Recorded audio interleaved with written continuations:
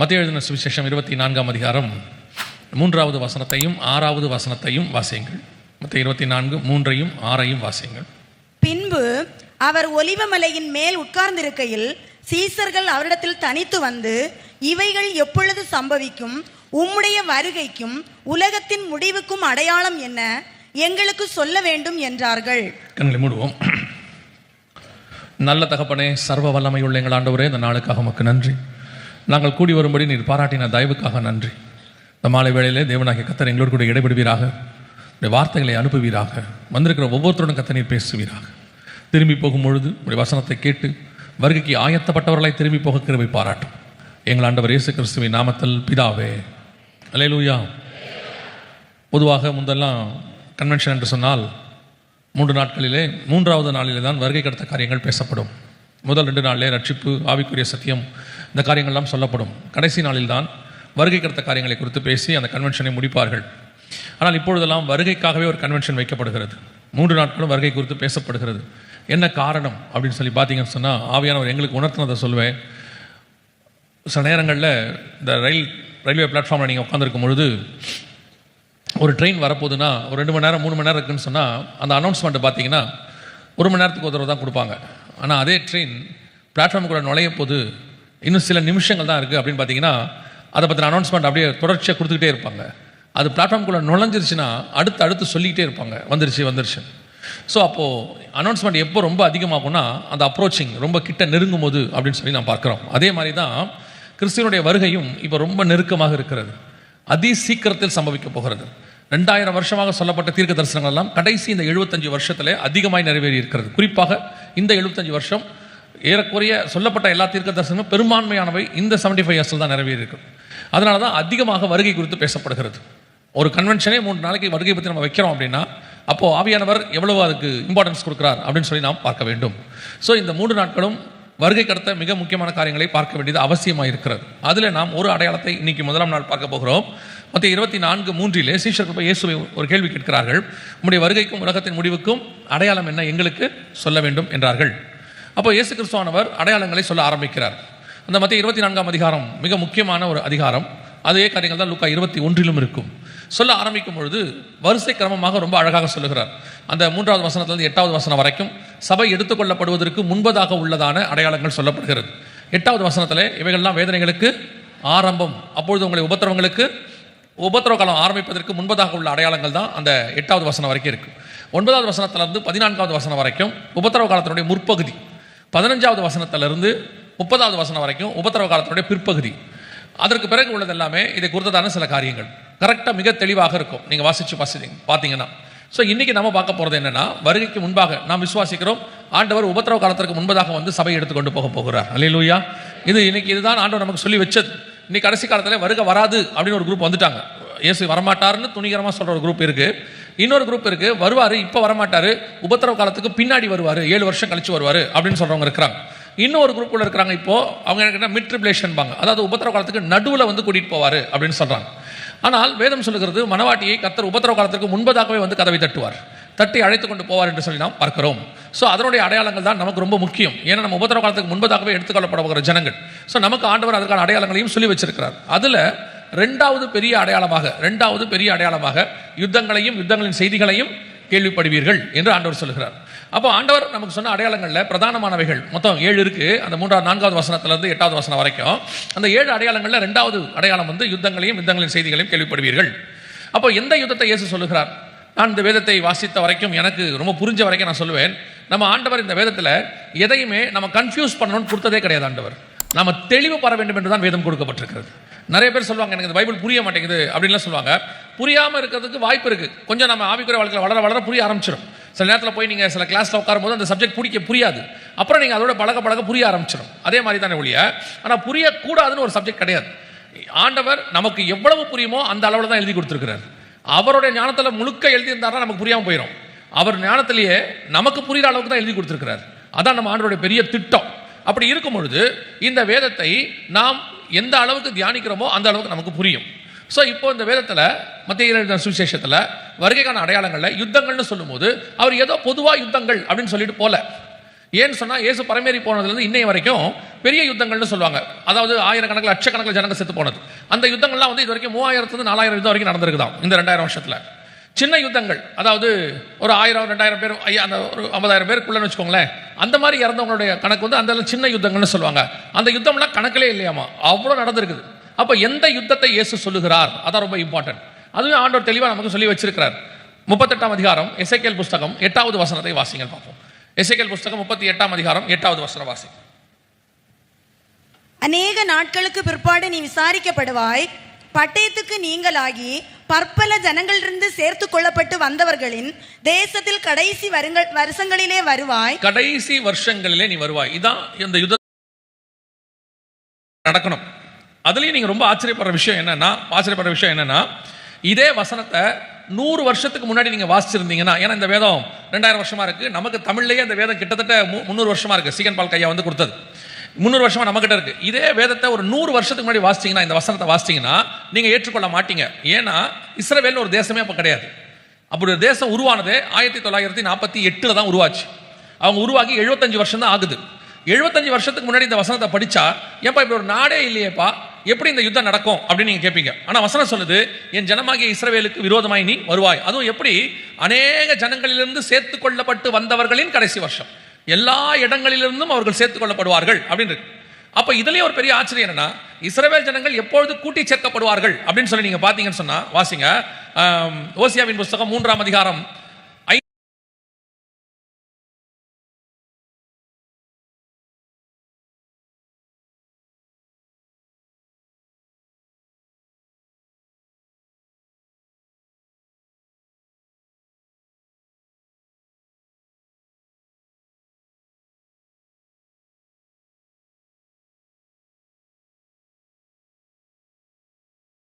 ஜனங்கள் எப்ப திரும்பி வராங்களோ அது என்ன நாட்கள்?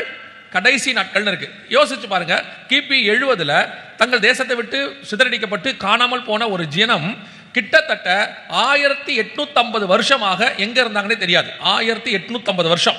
இன்னைக்கு உங்க கண்ணுக்கு முன்னாடி இஸ்ரவேல்னு ஒரு தேசம் இருக்கு, எருசலேம்னு ஒரு பட்டணம் இருக்கு, யூதர்கள்னு ஒரு இனம் இருக்கு. அப்படின்னா இது கடைசி நாள் தான் அர்த்தம். உலகத்துக்கே தெரியப்படுத்துற கடைசி நாளுடைய அடையாளம் எதுன்னு கேட்டீங்கன்னா இஸ்ரவேல் ஜனங்கள். சோ உங்களுக்கும் எனக்கும் அந்த சந்தேகம் வரவே கூடாது, இது கடைசி நாட்களா அப்படின்னு கேட்டீங்கன்னா. நம்முடைய தாத்தாவுடைய அப்பா காலத்துல இஸ்ரவேல் ஜனங்கள் இல்ல, ஆனா தாத்தா காலத்துல இஸ்ரவேல் ஜனங்கள் வந்துட்டாங்க. அப்பா காலத்துல இஸ்ரவேல் ஜனங்கள் இருக்காங்க, நம்ம காலத்திலும் இருக்காங்க. சோ நாம் கடைசி காலத்தினுடைய ஜனங்கள், ஒரு ஜெனரேஷனுக்குள்ள மிக முக்கியமாய் முடிகிற இடத்துக்கு நாம் போயிட்டு இருக்கிறோம். சோ எப்ப வேணாலும் கர்த்தருடைய வருகை வரும். நாம் அந்த காலத்தினுடைய ஜனங்களாக இருக்கிறோம். அப்போ இன்னைக்கு நாம எதை பார்க்க போகிறோம் அப்படின்னா, இந்த இஸ்ரவேல் சம்பந்தப்பட்ட யுத்தம், இந்த இஸ்ரவேலுடைய யுத்தங்களையும் யுத்தங்களின் செய்திகளையும் கேள்விப்படுவீர்கள். இஸ்ரவேல் ஜனங்கள் வந்த பிறகு நடக்க வேண்டிய 3 முக்கியமான யுத்தம். இப்ப நீங்க வாசிச்ச வசனம் 3வது பெரிய யுத்தம், அது இனி நடக்க போது, அதுக்கான காரியங்கள்லாம் ஆரம்பிச்சிருச்சு. அதுக்கு முன்னாடி 2 யுத்தங்கள் இருக்கு, அது இப்ப நடந்துடுச்சு, நம்ம கண்ணுக்கு முன்னாடி நடந்து முடிஞ்சிருச்சு. அந்த யுத்தத்தை பத்தி நீங்க சொல்லிட்டு இந்த 3வது யுத்தத்தையும் சொல்லி நான் முடிச்சிருவேன். எதுக்காக அப்படின்னா, இந்த காலகட்டத்தில் இஸ்ரவேல் ஜனங்களை பத்தியும் இஸ்ரவேல் தேசத்தை பத்தியும் எருசலேமை பத்தியும் நிறைய காரியங்கள் நீங்கள் வலைத்தளத்திலே பார்க்கிறீர்கள். யூடியூப்லயோ ஃபேஸ்புக்லயோ எக்ஸ் தளத்திலயோ பார்க்குறீங்க. அப்படி பார்க்கும்போது எது உண்மை, எது சரித்திரபூர்வமானது, அதையும் தாண்டி சத்தியம் உண்மை எது அப்படின்னு பார்க்கணும். வரது எல்லாமே உண்மையா இருக்க முடியாது. ஏன்னா ஓசியா 12:1-2 சொல்லுது, கடைசி நாட்களில் பொய்யையும் கேட்டையும் பரப்புவார்கள் அப்படின்னு இருக்கு. இது பொய்யையும் கேட்டையும் பரப்புகிற காலம். அவ பொய்யும் கேடும் பரப்பப்படும் பொழுது அதில் நடுவில் உண்மை எதுன்னு பார்க்கணும். ஆண்டவர் என்ன சொல்றாரு? ஆராய்ந்து பார்த்து நலமானதை பிடித்துக் கொள்ளுங்கள். எது கரெக்ட்னு சோதிச்சு பார்க்க வேண்டியது நம்முடைய வேலை. பெரோயா பட்டணத்தார் தெசலோனிக்கே போகிறோம். முதலாவதாக யுத்தம் எப்ப நடைபெற்றது, அதுக்கு நீங்க ஒரு தீர்க்கதரிசன வசனத்தை வாசிக்கணும், நிறைவேறினதை வாசிக்கணும். வாசிங்க ஏசாயா தீர்க்கதரிசன புஸ்தகம், ஏசாயா புஸ்தகம் 43ஆம் அதிகாரம் 5வது வசனத்தை வாசிங்க. பயப்படாதே, நான் உன்னோடே இருக்கிறேன்.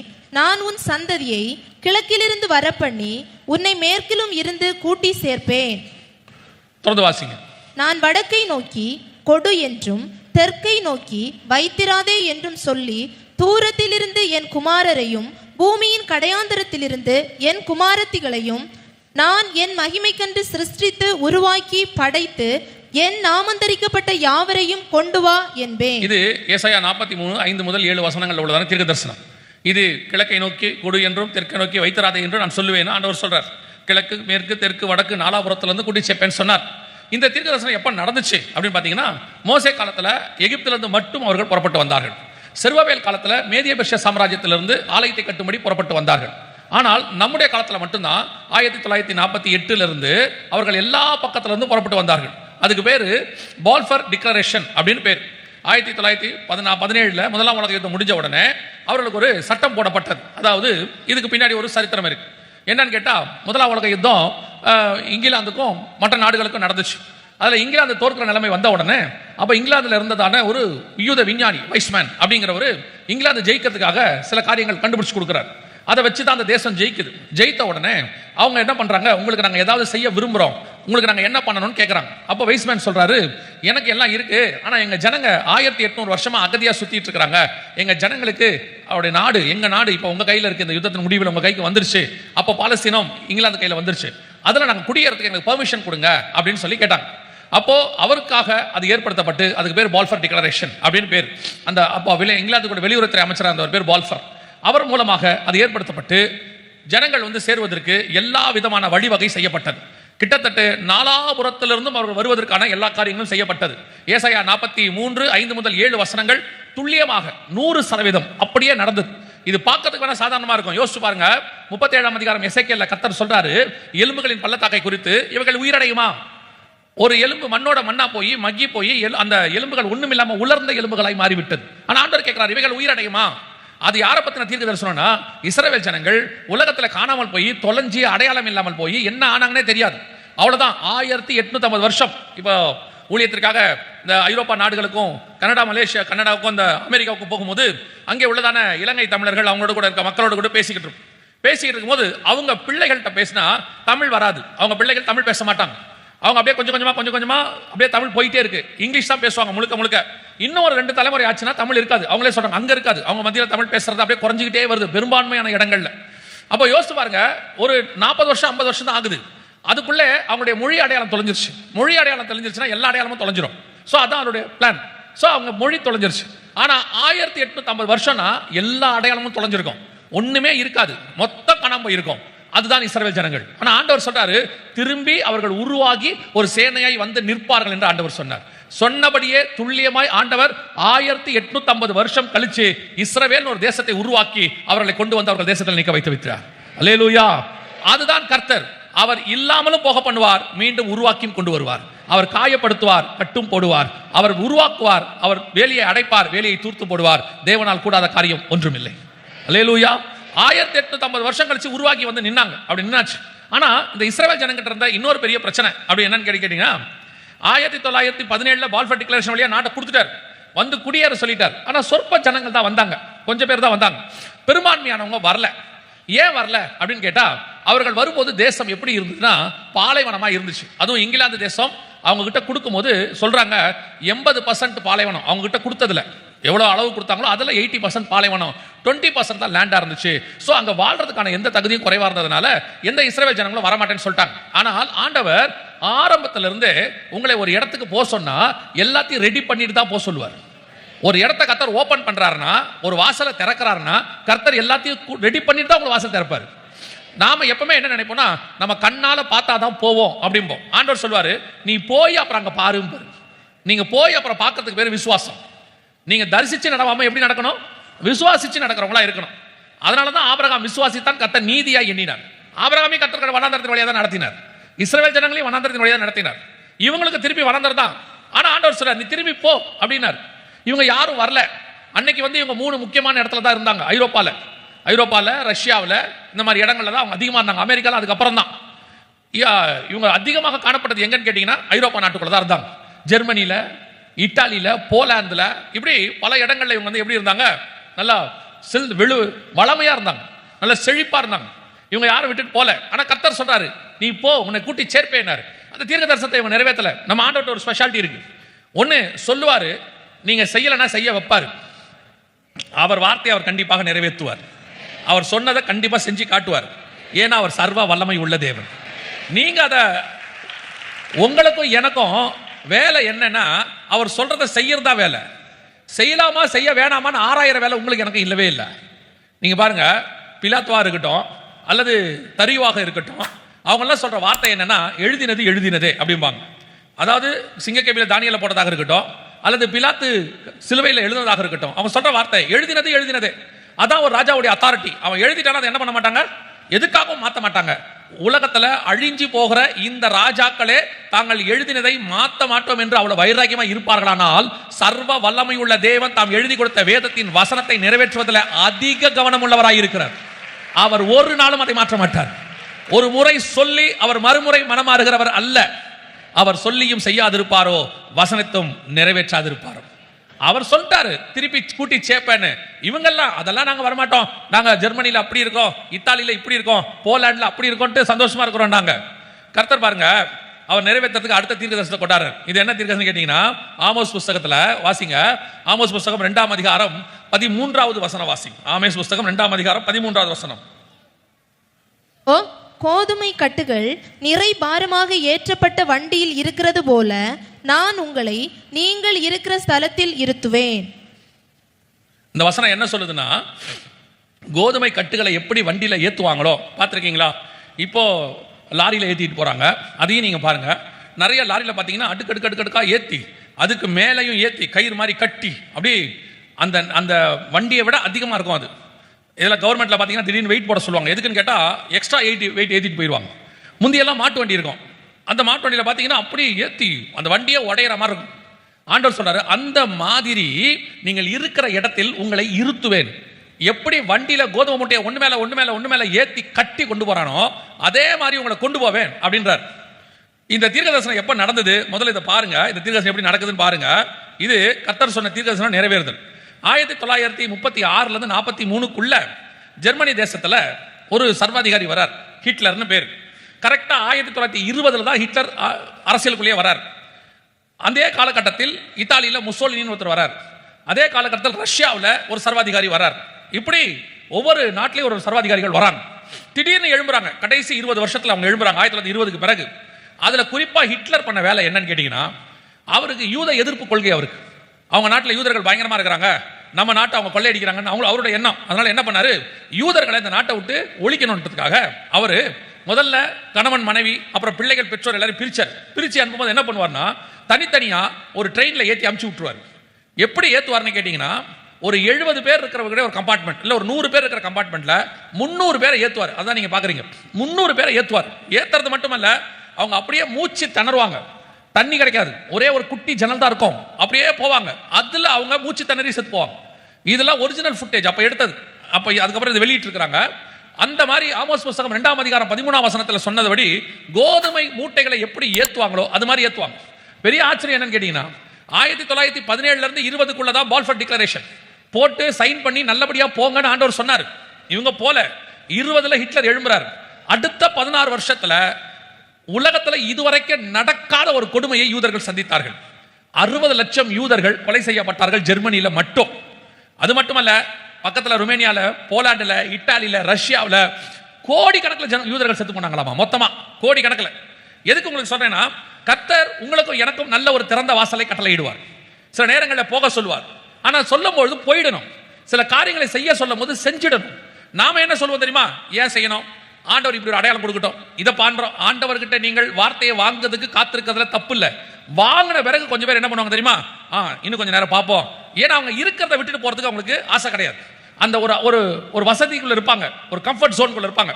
அந்த கம்ஃபர்ட் ஜோனை விட்டு போக மாட்டாங்க. ஊழியத்தின் காரியமா இருக்கட்டும், எது வேணாலும் இருக்கட்டும், அவங்களுக்கு அது அப்படியே யோசிச்சுட்டே இருப்பாங்க, செய்யலாமா வேணாமா, செய்யலாமா வேணாமான்னு. அதுக்கப்புறம் ஆண்டவர் செய்ய வைப்பார் பாருங்க. அந்த செய்ய வைக்கும் போது ஒரு பெயின் இருக்கும், அதை கர்த்தர் செய்வார். பையனை கொண்டு போயிட்டு வாடான்னு கூப்பிட்டீங்கன்னா குட்டி குழந்தைய கூப்பிடுவாங்க, வா அப்படின்னு கூப்பிடுவாங்க. அது வரல, வந்துருச்சுன்னா கூடவே கையை பிடிச்சி அழகா கூட்டிட்டு போவாங்க. அது வரலன்னா என்ன பண்ணுவாங்கன்னா, கையை பிடிச்சி தரத்தரன்னு என்ன பண்ணுவாங்க, இழுத்துட்டு போவாங்க. அதை இழுத்துட்டு போகும்போது கொஞ்சம் கை வலிக்கத்தான் செய்யும், கொஞ்சம் தரத்தரன்னு ஓட்ட மாதிரி தான் இருக்கும். நார்மலா போடுறதுக்கு பதிலாக கர்த்தர் தகப்பன் அப்படிதான் செய்வாங்க. அதே மாதிரி தான் நம்ம ஆண்டவர் தேசத்தை கொடுக்கும் போது வாங்கிடணும். வாங்கலையா, அதை வாங்குறதுக்கு ஒரு பெயின் இருக்கும். அது நமக்கும் பொருந்தும். பல சூழ்நிலைகள்ல நான் என்னுடைய ஊழியத்தை வைத்தே நான் எப்பவும் சொல்லுவேன். 2004 இந்த ஊழியத்திற்கு ஒப்பு கொடுத்தேன். வெளிநாட்டில் வேலை பார்த்துட்டு இருக்கும் பொழுது கர்த்தர் எனக்கு ஊழியத்தை அழைத்த அந்த மாசத்தில் மட்டுமே எனக்கு ஒரு ஆசீர்வாதமாய் அந்த இடத்துல ஒரு சின்ன ப்ரமோஷன் வந்துச்சு. வந்தது மட்டுமல்ல, நான் என்ன எதிர்பார்த்தனோ அந்த அளவுக்கு செட்டில் ஆகிற அளவுக்கு எனக்கு எல்லாமே அங்கே அமைகிற மாதிரி ஒரு கிளவுட் ஃபார்ம் ஆகுது, எல்லாமே பக்காவா. அந்த நேரத்தில் தான் கர்த்தருடைய அழைப்பு வருகிறது ஊழியத்துக்கு, இந்தியாவுக்கு போன்னு சொல்லி. நான் எதிர்பார்த்தது எனக்கு அப்பதான் கிடைக்குது. அந்த நேரத்தில் கர்த்தர் ஊழியத்துக்கு போக சொல்றாரு. எனக்கு விசா எக்ஸ்டெண்ட் பண்ணுறதுக்கு 8 மாசம் இருந்துச்சு. கர்த்தர் எனக்கு கொடுத்த டைம் அதுதான். 8 மாசத்துல நீ போயிடணும், இதான் உனக்கு லாஸ்ட் விசா, நீ எக்ஸ்டெண்ட் பண்ணக்கூடாதுன்னு சொன்னார். அந்த 8 மாசமும் பெரிய போராட்டம், போலாமா வேணாமா. ஏன்னா இருக்கிறது நான் எதிர்பார்த்த கம்ஃபர்ட் ஜோன், எனக்கு பீஸ்ஃபுல்லா இருக்கக்கூடியதான ஒரு கம்ஃபர்ட் ஜோன். ஆனா கர்த்தர் சொல்றார் போ அப்படின்னு சொல்லி. ஆனாலும் ஆவியானவருடைய தயவு, கர்த்தருடைய கிருபை, நான் இந்த ஊழியத்துக்கு வந்துட்டேன். ஆண்டவர் கையை பிடிச்சி கூட்டு வந்துட்டார். அழகா தகப்பன் தன் பிள்ளையை சுமப்பது போல தோள் மேல வச்சு கூட்டு வந்துட்டார். நான் இப்போ சொல்லுவேன், நான் வந்தேனே சொல்ல மாட்டேன், அவர் கூட்டிட்டு வந்தார். ஏன்னா நான் வரும்போது ஆவியானவர்கிட்ட கமிட் பண்ணிட்டு தான் வந்தேன். ஆனாலும் அதுக்கு முன்னாடி ரொம்ப கேட்டுக்கிட்டு இருந்தேன், போலாமா போலாமான்னு சொல்லி வந்துட்டேன். அதற்கு பிறகு ஒரு 3-4 வருஷம் ஆச்சு, இங்க வந்து ஊழியத்தின் பாதையிலே வந்தாச்சு. ஆனால் அதற்கு பிறகு அங்கிருந்தவர்கள் எல்லாருமே என் கூட வேலை பார்த்தவங்க ஒரு சிலர்லாம் ஃபோன் பண்ணி, இந்தியா எப்படி இருக்கு, இப்போ இங்கே நிலைமை மோசமாயிடுச்சு, இப்போ வேலை ரொம்ப கடினமாக இருக்குது, சம்பளம் கிடைக்கிறது இல்லை, நான் இங்கேருந்து புறப்பட்டு வேற எங்கேயாவது போகலான்னு பார்க்குறேன் அப்படின்னு நிறைய பேர் கேட்க தொடங்கினாங்க. அப்போ தான் நான் யோசித்தேன், கர்த்தர் சொல்லும் போது வந்துட்டதுனால இப்போ கௌரவமாக சாட்சி சொல்கிறோம், கர்த்தர் கூப்பிட்டாரு வந்துட்டோம்னு. இல்லைன்னா என்ன ஆயிருக்கும், அதான் இவங்கள மாதிரி தான். ஆண்டவர் இழுத்துக்கிட்டு வந்தார், பாம்பு ஆண்டவர் வந்து தூக்கி சமுத்திரத்தில் போட்டார், மீன் முழுங்குச்சு, அதுக்கப்புறம் வந்து கக்குச்சுன்னு பேசிட்டு இருக்கணும் உட்காந்து. ஆண்டவர் மட்டும் கூப்பிடும் போது எந்த ஒரு காரியத்தை நீங்கள் செஞ்சிட்டீங்கன்னா, நான் என் ஊழியத்தில் பார்த்ததை சொல்றேன், இன்னைய வரைக்கும் கர்த்தர் பார்த்தீங்கன்னா தகப்பன் தன் பிள்ளையை சுமந்து போல கொண்டு போவார். ஒவ்வொரு சூழ்நிலையிலும் பிரச்சனைகள் வரும், வனாந்தரம் வரும், யோர்தான் வரும், செங்கடல் வரும், ஆனால் அதில் சேதம் வராமல் பத்திரமாய் கர்த்தர் பாதுகாக்க வல்லமை உள்ளவராய் இருக்கிறார். அதை கர்த்தர் நடத்துவார். அதனால செங்கடலே வராதா, வனாந்தரமே வராதானா வரும். அந்த வனாந்தரம் ஒன்று வந்தாதான் அதுக்கு நடுவில் மண்ணாங்கிறத நீங்க பார்க்க முடியும். வனாந்தரம் ஒன்று வந்தாதான் நீங்க அதுக்கு நடுவில் கண்மலைன்னு ஒரு பார்க்கலாம், தண்ணியை நீங்க பார்க்க முடியும். ஆண்டவர் நடத்துற பாதை அப்படிதான் இருக்கும். சிலர் சொல்லுவாங்க, ஆண்டவர் இன்னும் கொஞ்ச நாள் ஆகட்டும், இப்பதான் கொஞ்சம் நல்ல ப்ரொமோஷன் வந்திருக்கு. ஒரு தம்பி என்கிட்ட சொன்னான், அண்ணே ஆண்டவர் இன்னும் 3 மாசத்துல வந்துருவாரான்னு கேட்டேன். ஏன் 3 மாசத்துல கணக்கு பண்ணி கேட்கறேன்னு கேட்டேன். இல்ல மேரேஜ் ஃபிக்ஸ் பண்ணிருக்காங்க, ஒரு 3 மாசத்துல கல்யாணம் ஆயிரும். எனக்கு என்னன்னா, சரி அவன் கேட்கறான் ரைட்டு, 3 மாசத்துல கல்யாணம் ஆகும் போது 3 மாசம் கழிச்சே வராருன்னு வச்சுப்போம். கல்யாணம் ஆகி கையை பிடிச்சி கொடுத்து ரிசப்ஷன் நடக்கும் போது ஆண்டவர் வந்துட்டு ஓகேவா, அப்ப என்ன சொல்லுவான்னு நினைக்கிறீங்க? அவன் என்ன கல்யாணம் ஆன உடனே வந்துட்டாரு, ஒரு 2 வருஷம் கழிச்சு வந்தா நல்லா இருந்திருக்குமே. யாருமே அந்த கம்ஃபர்ட் ஜோன் விட்டு வெளியே வரதுக்கு யோசிப்பாங்க. இப்பவும் சொல்றேன், கர்த்தர் காட்டுகிற இடம் அது வனாந்தரமா, அது யோர்தானா அல்லது கானானா, எதை பத்தி கவலைப்படாதீங்க. கர்த்தர் சொன்னா போயிட்டே இருங்க. நமக்கு முன்பாக ஒருவர் போகிறார், அவர் கோணலாளர்களை செவ்வையாக்குகிறவர், தாப்பால்களை முறிக்கிறவர், கதவுகளை உடைக்கிறவர், பொக்கிஷங்களையும் புதையல்களையும் எடுத்துக் கொடுக்கிறவர் ஒருவர் முன்பே போகிறார். அந்த விசுவாசத்துல போயிட்டே இருக்கணும். முடிவு சம்பூர்ணமாய்த்தான் இருக்கும். எனக்கு தெரிஞ்சு அவரை நோக்கி பார்த்து இதுவரைக்கும் வெட்கப்பட்டவர்கள் ஒருத்தர் கூட கிடையாது. அவரை நம்பாம கெட்டு போனவங்க தான் இருக்கிறாங்களே ஒழிய, அவரை நம்பி இதுவரைக்கும் ஒருத்தர் கூட கெட்டு போனதில்லை. இஸ்ரவேல் ஜனங்கள் வரல, என்ன பண்ணிட்டார் தெரியுமா? 4 பக்கமும் எதிரி எழுப்பி விட்டாரு. ஜெர்மனியில ஹிட்லர் எழுப்பி விட்டாரு, இங்க இட்டாலியில பாசிசத்தை உருவாக்கின முசோலினி எழுப்பிட்டாரு. இப்படி 4 பக்கமும் சர்வாதிகாரி வந்து 4 பக்கமும் யூதர்கள் அடிக்கிறாங்க. நீங்க பைபிள்ல வாசிப்பீங்க, சாலமோன் தேவனோடு கூட இருக்கிற வரைக்கும் தேசம் அமைதியா இருக்கும். கரெக்டா தேவனை விட்டு தூரம் போவாப்ல எல்லா பக்கமும் எதிரி எழுப்பி விட்டுருவார் ஆண்டவர். எல்லா பக்கமும் எதிரி வந்துருவாங்க, தேசத்துல சமாதானம் போயிடும். இப்போ சொல்றேன், கர்த்தர் கூட இருந்தால் உங்களை சுற்றிலும் தேசம் அமைதலாய் இருக்கும். எப்ப கர்த்தர் இல்லாமல் இருக்காரோ அப்பதான் சமாதானம் இருக்காது. பிரச்சனை இருக்கும், ஆனா அதுக்கு நடுவில் சமாதானம் இருக்கும். அல்லேலூயா. ஆண்டவர் சொன்னபடியே ஆமோஸ் புஸ்தகம் 2ஆம் அதிகாரம் 13வது வசனத்திலையும் 16வது வசனத்திலையும் சொல்லப்பட்டபடி மிக துல்லியமாய் தீர்க்க தரிசனம் நிறைவேறியது. அவர்கள் மிகப்பெரிய உபத்திரவத்தை சந்தித்தார்கள். அதற்கு பிறகு அவர்களுக்கு அப்பதான் ஒரு அறிவு வந்துச்சு, நாம எந்த நாட்டில் இருந்தாலும் அதை தான் வாங்குவோம், கர்த்தர் சொன்னபடி எங்க போயிடுவோம், தேசத்துக்கு போயிடுவோம்னு சொல்லி 1948 மே மாசம் 14ஆம் தேதி இஸ்ரவேல் ஜனங்கள் தனி நாடு ஃபார்ம் ஆச்சு. ஆண்டவர் சொன்னபடியே துல்லியமான தீர்க்க தரிசனம் நிறைவேறியது. நாலாபுரத்திலிருந்தும் கூட்டி சேர்த்தார், அத்தி மரம் துளிர்த்தது, கர்த்தர் சொன்ன எல்லா தீர்க்க தரிசனம் நிறைவேறியது. ஆனா இதுல என்ன இங்க ஒரு காரியம் நடந்தது அப்படின்னு கேட்டீங்கன்னா, இப்பதான் ஃபர்ஸ்ட் யுத்தம் நடக்குது. இந்த யுத்தத்தை உங்களுக்கு சொல்றதுக்கான காரணம் என்னன்னா, நீங்கள் சில சரித்திரத்தை புரிந்து கொள்ள வேண்டியது அவசியமா இருக்கிறது. ஏன் இந்த யுத்தம் அப்படின்னு சொல்லி, நீங்க நினைவு தெரிஞ்ச நாள்ல இருந்து ஒரு விஷயம் உங்க காதுல விழுந்துகிட்டே இருக்கும், கேள்விப்பட்டிருப்பீங்க. இஸ்ரேல் பாலஸ்தீன பிரச்சனை அப்படின்னு ஒண்ணு கேள்விப்பட்டிருக்கிறீங்களா? அந்த பிரச்சனை வந்து அந்த சம்பவம் வந்து ஒரு நியூஸ் உங்க காதுல விழுந்துட்டே இருக்கும். நீங்க பிறந்த நாள்ல இருந்து விழுந்திருக்கும். இஸ்ரேல் பாலஸ்தீன பிரச்சனை, இஸ்ரேல் பாலஸ்தீன. இது என்னது இஸ்ரேல் பாலஸ்தீன பிரச்சனைனா என்ன? முதல்ல பொதுவாக நம்ம ஆட்களுக்கு நிறைய பேருக்கு அதோடைய பின்புலம் தெரியாது, அல்லது அதோட ஹிஸ்டரி தெரியாது.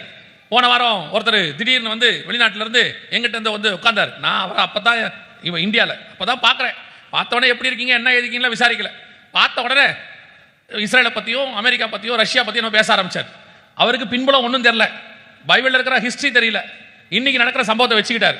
பாருங்க எப்படி மோசமாக பண்ணுறாங்கன்னு. நான் சொன்னேன், நம்ம இந்த டாப்பிக்கை விட்டுட்டா நல்லது. ஏன் அப்படின்னாரு. இல்லை, ஏன் சமாதானம் கெட்டு போயிடும்.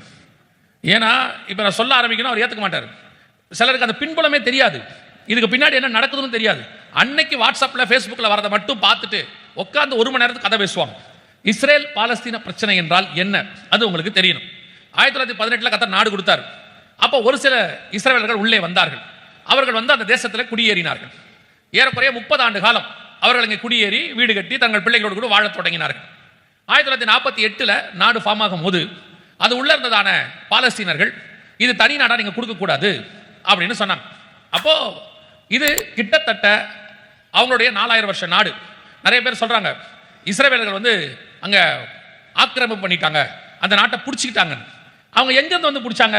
ஏன் அப்ப அங்க இருக்கிறவங்கள இவங்களை விரட்டினாங்க? எதுக்காக இங்க வந்து பிடிச்சாங்க அப்படின்னா அதுதான் அவன் சொந்த நாடு. அவனை விரட்டி விட்டாங்க 2000 வருஷமா. அவன் வந்துட்டு அவன் நாட்டுக்கு. இப்ப இலங்கை தமிழர்கள் எல்லா ஊருக்கும் செதறி இருக்கிறாங்க. என்னைக்கு திருப்பி வந்தாலும் அவங்க தாய்நாடு இலங்கை தான். இன்னும் 100 வருஷம் கழிச்சு வந்தாலும் அது என்னதான்?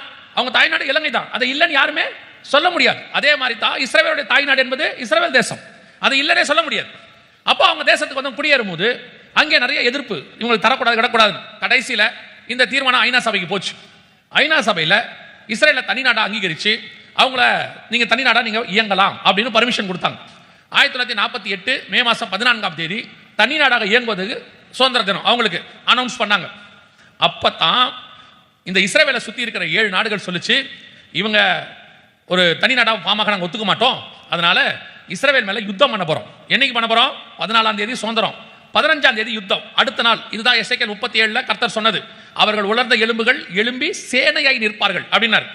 அதே மாதிரி மறுநாள் யுத்தம். அந்த நாடு உருவாக்கும் போதே ராணுவமா உருவாகுது, ஃபார்ம் ஆகுது. மறுநாள் யுத்தம் ஆரம்பிக்க போது அனௌன்ஸ் பண்ணிட்டாங்க. அனௌன்ஸ் பண்ண உடனே அன்னைக்கு இஸ்ரேலுக்கு பிரதமராக இருந்த ஒரு பேரு டேவிட் பென் குரியன். நீங்க பாக்குறீங்க பாருங்க போட்டோ இங்க இருக்குது இல்லையா? ஒரு சின்ன குட்டி போட்டோவா இருக்கும், நீங்க பாத்தீங்கன்னா இருக்கும். அந்த குட்டி போட்டோல இருக்கிறவர் தான் அவர் டேவிட் பென் குரியன். இங்க இருக்கிறார் பாருங்க, அவர் தான் முதல் பிரதமர். அவர் என்ன பண்ணாரு? அன்னைக்கு ரேடியோ அதுல பேசினார். பேசும்போது சொன்னாரு பாலஸ்தீனர்களும் இஸ்ரேலர்களும் 30 வருஷமா நாம சகோதரர்களா இருக்கிறோம், சண்டை வருது, சேர்ந்து சந்திப்போம். சண்டை முடிச்ச உடனே என்ன பிரச்சனை இருந்தாலும் பேசிக்கலாம், சோ யுத்தத்தை நம்ம சேர்ந்து சந்திப்போம் அனௌன்ஸ் பண்ணார். ஆனா இந்த 7 நாடுகள் என்ன சொன்னாங்கன்னா, இல்ல உள்ள இருக்கிற பாலஸ்தீனர்கள் மத ரீதியா எங்களுக்கு சகோதரர்கள், நாங்க உங்களை கொல்ல முடியாது, அதனால நீங்க எல்லாம் அந்தந்த எல்லைகளை விட்டு வெளியே வந்துருங்க. இந்த யுத்தம் ஒரு நாள் நடக்கும், மிஞ்சி போச்சுன்னா 2 நாள் தான் நடக்கும். ஏன்னா இவங்க உருவாகி ஒரு நாள் குழந்தை. ஆனா எதிரில் சண்டைக்கு வரவங்க 7 பேரும் முதல் உலக யுத்தம் 2ஆம் உலக யுத்தம் ரெண்டத்தையும் பார்த்த ஜெயின்ஸ், கோலியாத் மாதிரி.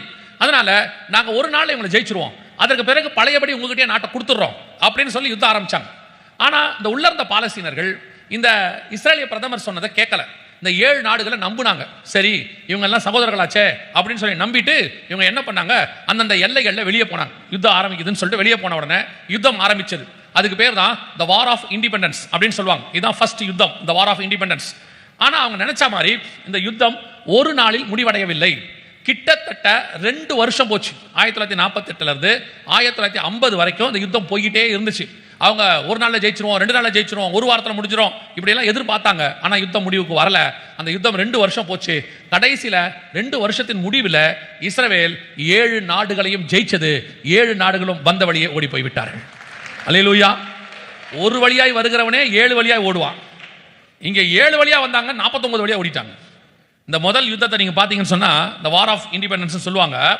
அந்த யுத்தத்தை பொறுத்த வரைக்கும் ஆண்டவரே அவங்களுக்கு யுத்தம் பண்ணியிருக்கிறார். ஏன்னா அவங்க உருவாகி ஒரு நாள் தானே ஆச்சு. நம்ம ஆண்டவருக்கு இன்னொரு பேர் இருக்குல்ல, சேனைகளின் கர்த்தர்னு. நீங்க அந்த யுத்தத்துல கர்த்தர் செய்த மிராக்கிள்ஸ்னு புக் இருக்கு, அற்புதங்கள்னு புக் இருக்கு. அதை நீங்க வாங்கி படிச்சு பார்த்தா ஆச்சரியமா இருக்கும். நம்ம பைபிள்ல உள்ளது அப்படியே ஆண்டவர் செஞ்சிருப்பார்.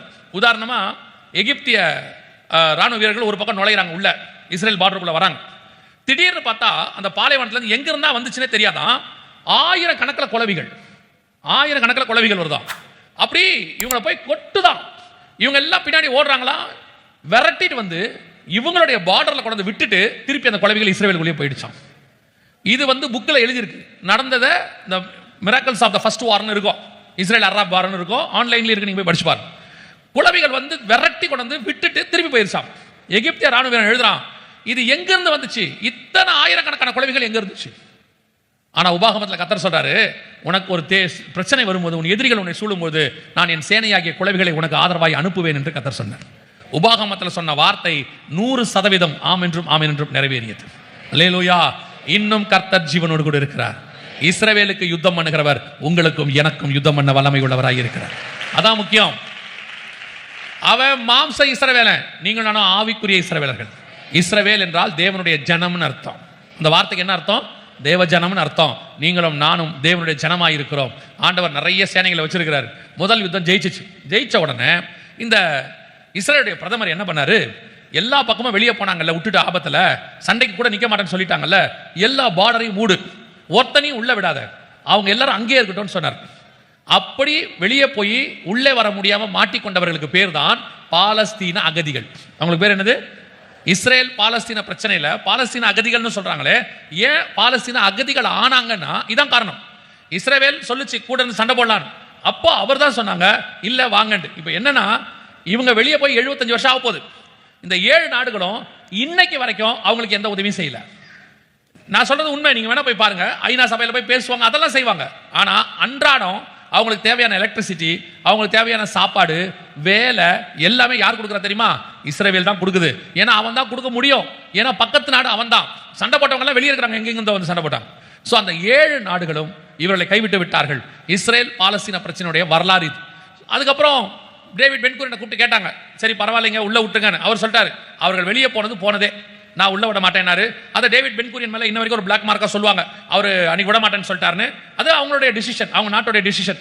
அதன் அடிப்படையில் இன்னைய வரைக்கும் இஸ்ரேல் பாலஸ்தீன பிரச்சனை நடைபெற்றுக் கொண்டிருக்கிறது.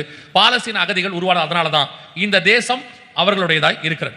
இரண்டாவது யுத்தத்தை குறித்து நாம் பார்க்க போகிறோம். அதுக்கு முன்னாடி ஒரு வசனத்தை நாம் வாசிக்க போகிறோம். வாசிங்கள்.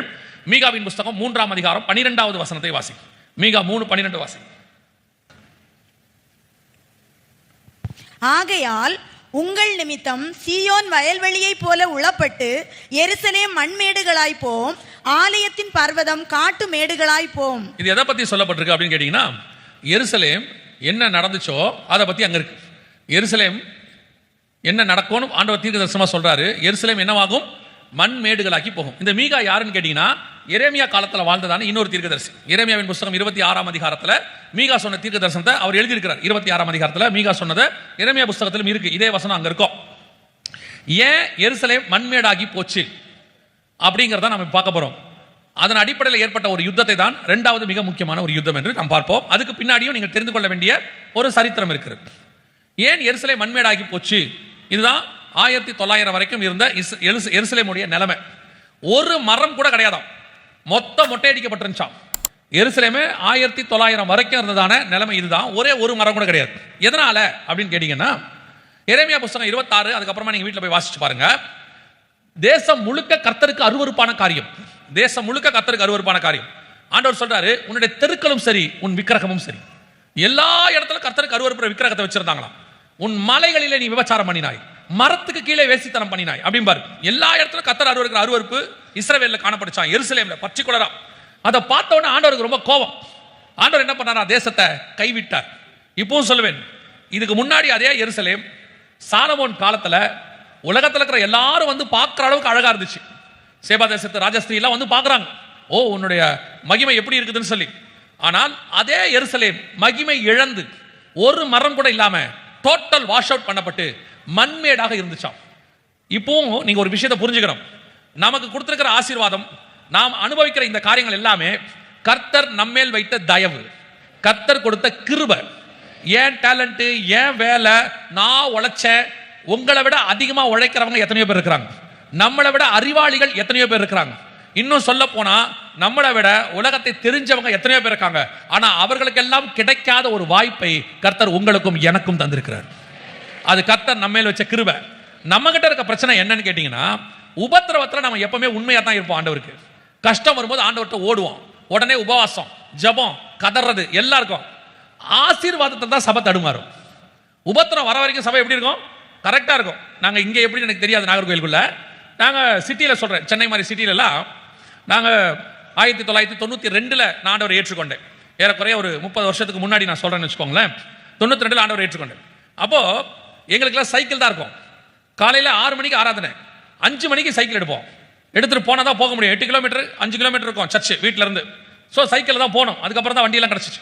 ஸோ சைக்கிளில் போவோம், 5:45 போயிடுவோம். ஏன்னா அப்போல்லாம் இந்த மாதிரி பாய் போடணும், சர்ச்சில் போய் பாய் போடுவோம், அந்த வேலையெல்லாம் பார்ப்போம். ஒரு காலகட்டம் வந்து இதெல்லாம் பார்த்துட்டு, ஐயோ பிள்ளை சைக்கிள்லயே இவ்வளவு நல்லா வருதே, இதுக்கு பைக் கொடுத்தா எப்படி வரும்னு. அப்ப ஆண்டவர் டிவிஎஸ் 50 கொடுப்பாரு பாருங்க. அப்பதான் 5 நிமிஷம் லேட் ஆகும் சர்ச்சுக்கு. என்ன ஆகும்? 5 நிமிஷம் லேட் ஆகும். கார் வந்த பிறகு அரை மணி நேரம் லேட் ஆகும். கேட்டால் அவங்க சொல்லுவாங்க, எங்கே டிராஃபிக்கில் வர முடியுது, காரை வச்சுக்கிட்டு எங்கே வர முடியுது, எல்லாரும் கிளம்புறதுக்கே லேட் ஆகுது. ஆனால் நடந்து வரும்போது கரெக்டாக வர்ற கூட்டம் வண்டியில் வரும்போது லேட்டாக வரும். இது நான் சொல்கிறது ஒரு எக்ஸாம்பிளுக்கு. இதே மாதிரி எல்லாத்துலேயும் இருக்கு. ஆரம்பத்தில் கஷ்டப்படும் போது, மூட்டை தூக்கி சுமக்கும் போது, 10-12 மணி நேரம் வேலை செய்யும் போது சர்ச்சுக்கு ஓடி வருவாங்க. எல்லாத்துக்கும் வருவாங்க. டைம் கிடைக்கும் போதெல்லாம் வருவாங்க. கன்வென்ஷனுக்குலாம் வருவாங்க. ஆனால் கொஞ்சம் பிஸ்னஸ் நல்லா ஆகி வீடுகளெல்லாம் கட்டின உடனே 3வது நாள் போகலாம். அதான் 3 நாள் இருக்கே, 3வது நாள் போகலாம். இல்லையே 3 நாள் போவேன், முந்திலாம் போவோமே, அதான் ஆன்லைனில் போடுறாங்களே. இந்த ஆன்லைனுங்கிறது எதுக்காக? வர முடியாமல் கஷ்டப்பட்டுக்கிட்டு வீட்டில் இருக்கிறவங்க, இவ்வளோ தூரம் வர முடியாதவங்களுக்கு தான் ஆன்லைன். இன்னும் சொல்ல போனால் வெளிநாட்டில் இருக்கிறவங்களுக்கு தான் ஆன்லைன். இப்போ இந்த ஆன்லைன் எப்படி ஆயிடுச்சு அப்படின்னு கேட்டிங்கன்னா, அந்த கொரோனா வந்த பிறகு இந்த ஆன்லைன் நிறைய பேரை கெடுத்துருச்சு. நான் நிறைய பேர் கேட்பேன், எந்த சர்ச்சுக்கு போனாலும் ஆன்லைன் இருக்குதான்னு கேட்பேன். அப்போ ஆமாம் இருக்குவான்னு கேட்பேன். எத்தனை பேர் பார்ப்பாங்கன்னு கேட்பேன். 3 பேர் 4 பேர் கட் பண்ணியிருக்கேன். அப்புறமா ரெக்கார்ட் பண்ணிட்டு அப்படி போட்டுங்க. ஏன்னா வர ஆளு கூட என்ன செய்யுதுன்னா, இந்த கொரோனாவுக்கு பிறகு வரமாட்டேங்குது சர்ச்சுக்கு. ஏன்னா அந்த ஆன்லைனில் பார்க்கறதுல கொஞ்சம் வசதியெலாம் இருக்குது. இப்போ நீங்கள் சர்ச்சுக்கு வரணும்னா ரெடியாகி கிளம்பி வரணும்.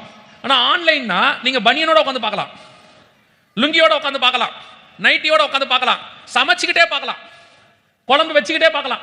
நடுவில் வந்து வேற கணவரை கேட்பாங்க, எப்பா குக்கரில் இது எத்தனாவது விசில், நான் கவனிக்க மறந்துட்டேன்பாங்க. அவர் சொல்லுவார், 6வது அப்போ ஃபர்ஸ்ட் விசில் வந்துச்சு, பிரசங்க ஆரம்பிக்கும் போது 2வது விசில் வந்துச்சு. அப்போ அந்த அம்மா சொல்லுவாங்க, முடியும் போது சொல்லுங்க 3வது விசில் முடிச்சிருவோன்னு. இன்னும் கொஞ்சம் பேர் இருக்காங்க, சாப்பாடெல்லாம் போட்டுருவாங்க. ஆராதிக்கிறது ஆராதிச்சுட்டு மெசேஜ் ஆரம்பிச்சோன்னு சொல்லுவார், நீ சாப்பாடெல்லாம் எடுத்துட்டு வந்துரு, சாப்பிட்டுக்கிட்டே செய்தி கேட்போம். இப்போ இந்த வசதியெல்லாம் எங்கே கிடைக்காது? சர்ச்சில் கிடைக்காது. அதனால ஒரு பெரிய குரூப் இருக்கு, ஆராதனைக்கு வரதே இல்லை. கேட்ட ஆன்லைன், கேட்ட பாஸ்டர் ஏதாவது ஒரு காரணம் சொல்றது. எப்பவுமே சரி, கூடி வந்து ஆராதிக்கிறது என்பதான மகிமை வேற எதிலையுமே கிடையாது. ஆன்லைன் என்பது வர முடியாத கொஞ்சம் பேருக்கு, அதுவும் ரொம்ப தூரத்தில் இருக்காங்க, வர முடியாதவங்களுக்கு தான். உடம்பு முடியாதவங்க கூட ஜெப வீட்டுக்கு வந்துடணும். வந்தீங்கன்னா திரும்பி போகும்போது சுகத்தோட நீங்க திரும்பி போவீங்க. ஜெப வீடு தான் எப்பவுமே ஆசீர்வாதம். இதை நீங்க கடைசி காலத்தில் ஒரு ஃபேஷன் ஆயிடுச்சு. வெளிநாட்டில் இருக்கவங்கள கேட்பாங்க, உங்க செய்தி கேட்கணும் பாஸ்டர், இப்போ உங்களுக்கு உங்க பாஸ்டர் கேட்கறாங்கன்னு வச்சுக்கோங்க. அப்போ அவர் ஆன்லைன் போடுறாரு, நியாயம், அங்கிருந்து வர முடியாது. ஆனா இங்க இருக்கிறவங்களுக்கு என்னதுக்கு ஆன்லைன்? இங்க இருக்கிறவங்க வந்துடணும் பாருங்க. எப்பவுமே சபை ஆசீர்வாதத்தில் தடுமாறும். அதான் பிரச்சனை. அது எருசலேமுடைய ஆரம்பம். எருசலேம்ல முதல்ல இந்த இஸ்ரவேல் ஜனங்கிட்ட ஒரு குணம் பார்த்தீங்கன்னா, கஷ்டப்படும் போது கர்த்தரை நோக்கி கதறுவான், கூப்பிடுவான். கர்த்தரும் என்ன பண்ணுவாரு, ஐயோ அழுகுறானேன்னு கூப்பிட்டு ஒரு ரட்சகனை எழுப்புவார். கொஞ்ச நாள் ஒழுங்கா இருப்பான், அதுக்கப்புறம் பார்த்தீங்கன்னா திருப்பி வாலாட்டுவான். அப்புறம் ஆண்டவர் என்ன பண்ணுவாரு, மீதியான் தேசத்தை பிடிச்சி கொடுப்பாரு, கானானியத்தை பிடிச்சி கொடுப்பாரு. அவன் போட்டு அடிக்கிற அடியில திருப்பி மனம் திரும்புவான். நம்ம கிட்ட இருக்க பிரச்சனையே என்னன்னா, ஆசீர்வாதம் கொடுக்கும்போது கரெக்டா இருந்தோம்னா அடுத்த ஆசீர்வாதத்துக்கு போயிடலாம்.